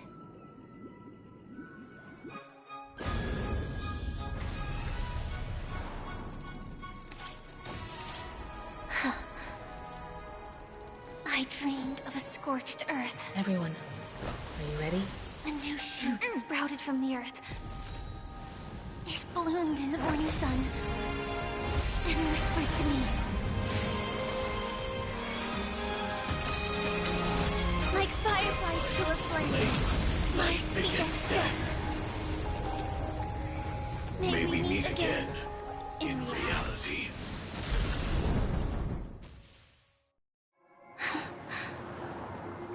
After today, Japella's name will disappear from cosmic history, and the Everflame Mansion will take its place. In the not-too-distant future, you'll receive an invitation. That's your next stop. Land of the Dreams. Penacony. I hope you find whatever you seek there. Be it answers or salvation. You mean my 3 deaths? Silverwolf told me about it. It's such a shame that it's not part of my script. Well, I want to live. I'm never afraid of death. The opposite of death is eternal life, and that's something I'll never desire. People die, and I am no exception. Death is like a script, a fate that cannot be defied. But that's exactly why we have to choose where we want to rest forever. Do you exist just to perish? Are you not the same, Blade? The end you desire is not one dictated by others. If I were to die now, I would only be a weapon. I believe I should die as a human. Though its definition escapes me, isn't this the answer that ordinary people look for their whole lives? A name that can be carved onto their tombstone. The tombstone that belongs to me once bore the inscription, Glamoth's Iron Cavalry. Then it changed to Stellaron Hunter. But one day, it will bear the name Firefly. And all the brilliance she showed at the end of her life.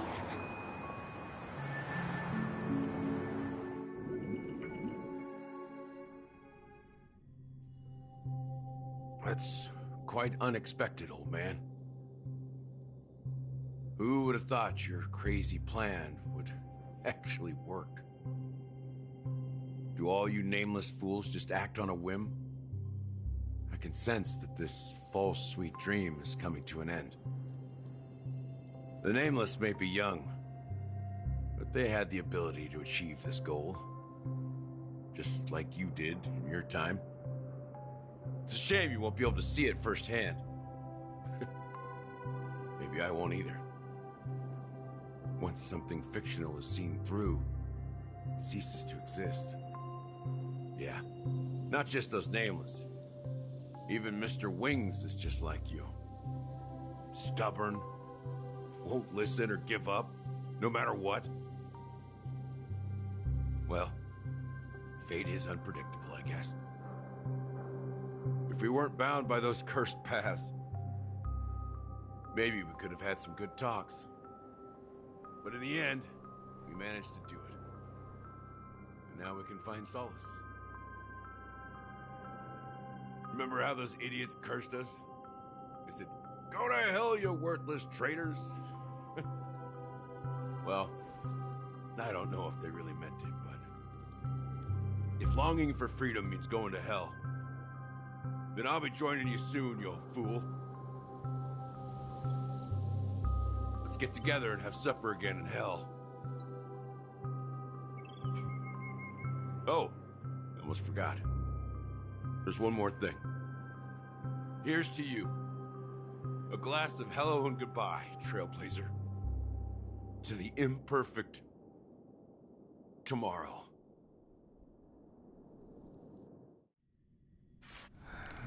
It's warm here, isn't it? You're lucky to have found shelter from the rain. Let alone fresh berries in this desolate place.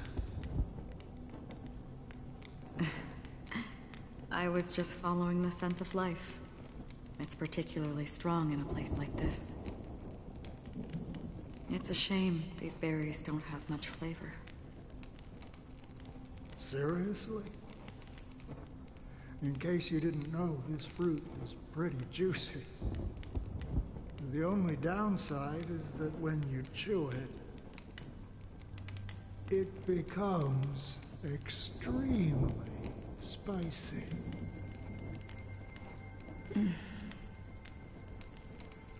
Have you lost your sense of taste?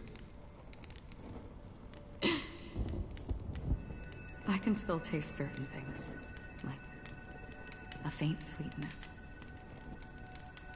Before coming here, I stopped by a place called Orkron. It had barren cliffs and nights lit by bonfires. Burgundy snow would fall from the sky, and when it landed on my tongue, it tasted like raspberries. The flavor wasn't exactly sweet, but it left a lasting impression. When I think back on my past, I realize that what's tying everything together isn't the big events, but rather these small yet unforgettable moments. Don't worry about it. Losing oneself is a reality that every self-annihilator must face.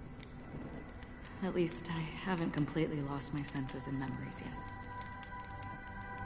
Well, congratulations on adding another footnote to your journey. By the way, are you always alone? No, I had a companion in Orkron. She's a short, nameless girl who aspired to explore IX. She always said she'd walk a path deeper and farther than Akavili's. Quite an ambition for such a small girl. So what happened?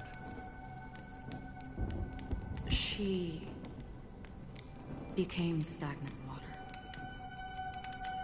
Well, my condolences. Condolences. I don't need them. The girl left with a smile. She never regretted her choice and most definitely wanted me to say goodbye with a smile. So, that's what I did. That's proof that you're grieving for her. Or perhaps I'm just afraid. Afraid? I rarely sense that emotion from you. What do you fear? I'm afraid I'll forget the 30 days I spent with her. Just like all the other days in my life. Most of them have already washed away with the rain, disappearing into an unseen realm. I fear that those vivid red memories will fade away too. There isn't much color left. And besides this faint, warm red, there's almost nothing. Hard to imagine. A ranger accustomed to bloodshed, destruction, and chaos finding warmth in the red color. Because I have experienced this warmth many times. Long ago, I promised someone that I'd bring it to more people. And that for every remaining moment of my life, I'd strive for a better ending for all. As long as this red color still lingers, I have a chance to fulfill that promise.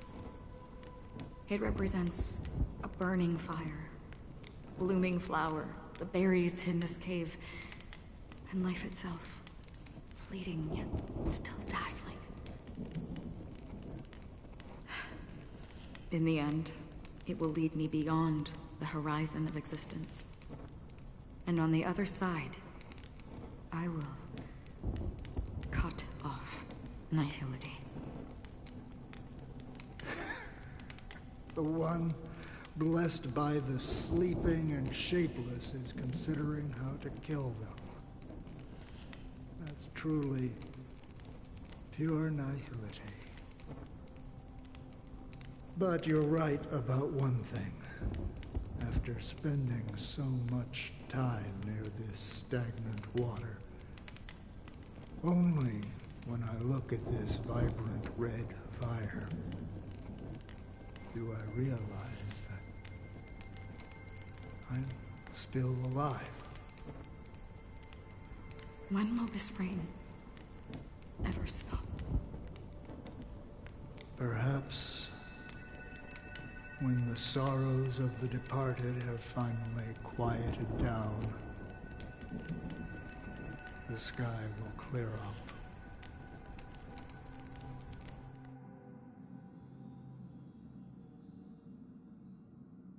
Have you heard of a planet named Biari Scamandros, Don Hung? It's one of the Paradise Kingdoms under the influence of the Harmony. A sought-after wonderland for the inhabitants of the Dardanu Major and Minor systems. Half an Amber Era ago, the family held an unprecedented festival there. And after that, everyone on the planet became part of the family. Do you think the same thing will happen on Penacony? Yes. Or how else can we explain it? The family deliberately used the Watchmaker's invitation to keep all the Pathstriders here, but banished the Emanator of the Nihility. Because of the Nihility, I'm rarely affected by the power of other paths, but somehow I can unconsciously infiltrate them. Maybe that's the risk they're trying to avoid. I would disagree. Biari Scamandros is not part of the credit system or connected to the Silver Rail. It's nothing more than a remote civilization sheltered by the Harmony. But Penacony is different. If the family messes with Penacony, that would be like declaring war on almost half of the factions in the cosmos. They have no reason to do that. No, they don't. If they truly serve the Harmony, that is. What do you mean? The path in Penacony is impure. The Harmony here has impurities. Do you remember the ancient swarm disaster? Tazeront, the propagation, brought endless havoc to the universe, and it eventually evolved into a fierce battle among all eons. 2 paths lost their eons in that war, the propagation and the Order. Coincidentally, their downfall is related to a certain eon. Shipe, the Harmony. Legend has it that they participated in the crusade against the Imperator Insectorum and devoured Anna the Order for unknown reasons. Holy forgaroni. So you're saying that the 2 leaderless paths are working behind the scenes? But I don't see any descendants of the propagation in Penacony. Could it be that the remnants of Beyond the Sky Choir are hiding within the family, trying to resurrect a fallen eon? I can't say for sure, but they're definitely planning something for the Charmony Festival. This is getting way too complicated. Is this why you want us to leave Astana right away? Are you giving up? The Charmony Festival will start soon.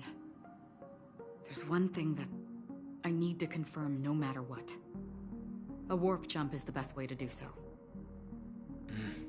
Time is running out. I have another plan.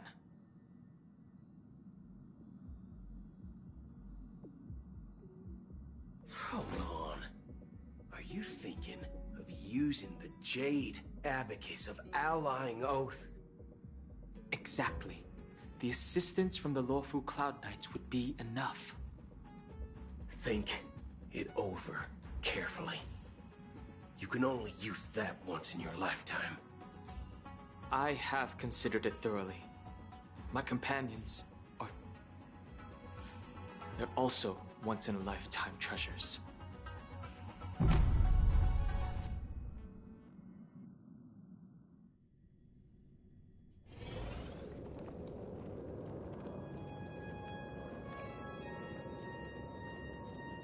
Are you the only one here, my child?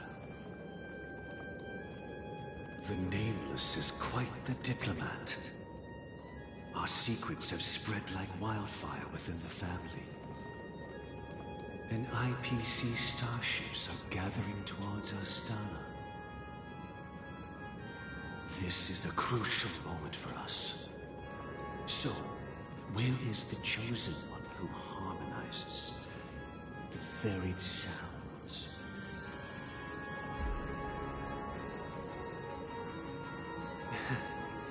What do you mean, Master? I'm right here in front of you, aren't I? You know, she was supposed to be the star of the Charmony Festival in our plan. But the plan has changed. As her brother, I know she doesn't want to sing for the Order, so I'll take her place. You've always been wise beyond your years. I'm sure you understand the consequences of your choice. If you consider this a betrayal, well, there can't be 2 suns in the sky. I'll step up and take down the other sun if necessary. Do you believe in karma? If karma exists, then everyone has their own karma. You have yours, and I have mine. And my karma has nothing to do with you, Mr. Gopherwood.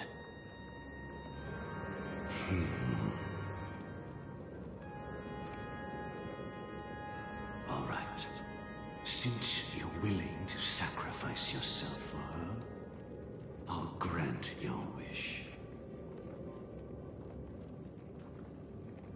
Well, the compromise came sooner than expected. Why? You and your sister were born as twins of the Order. And one of you is destined to follow this path to the end.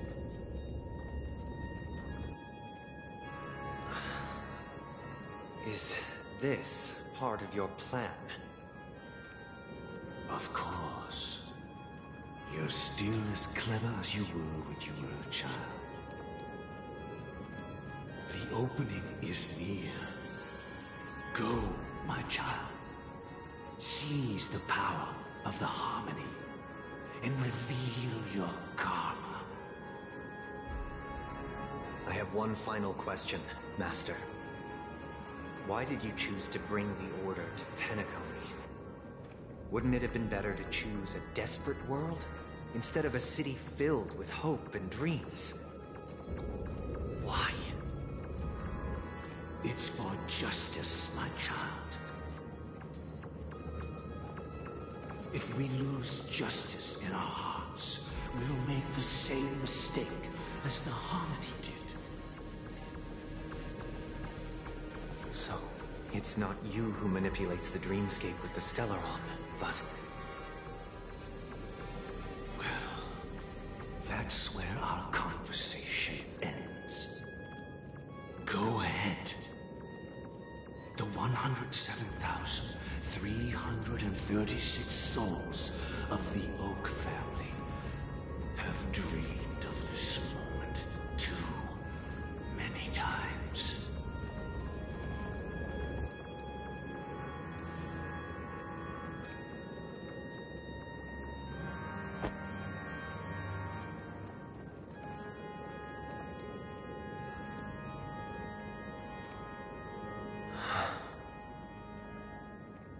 I shall ascend to the heavens, becoming the scorching sun. Bathed in my light, my people shall flourish, while all evil shall be eradicated.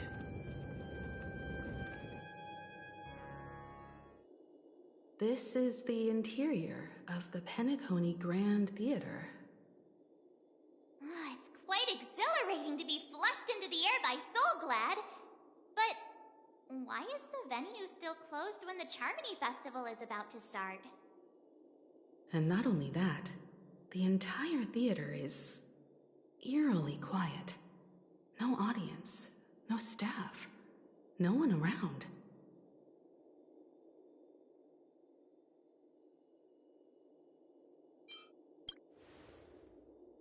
Yeah, I wonder how many tickets... Hey, that's not what we should be concerned about! Let's explore around. Be careful, everyone.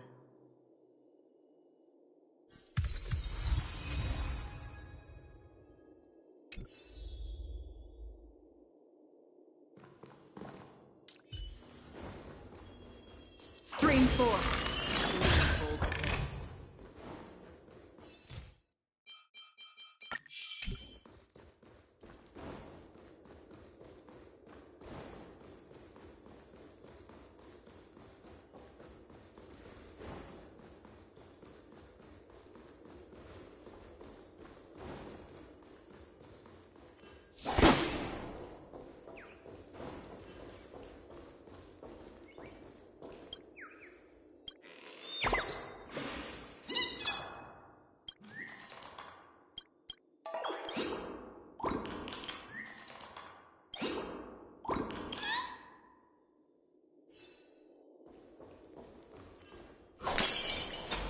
The atmosphere here is so creepy and unsettling.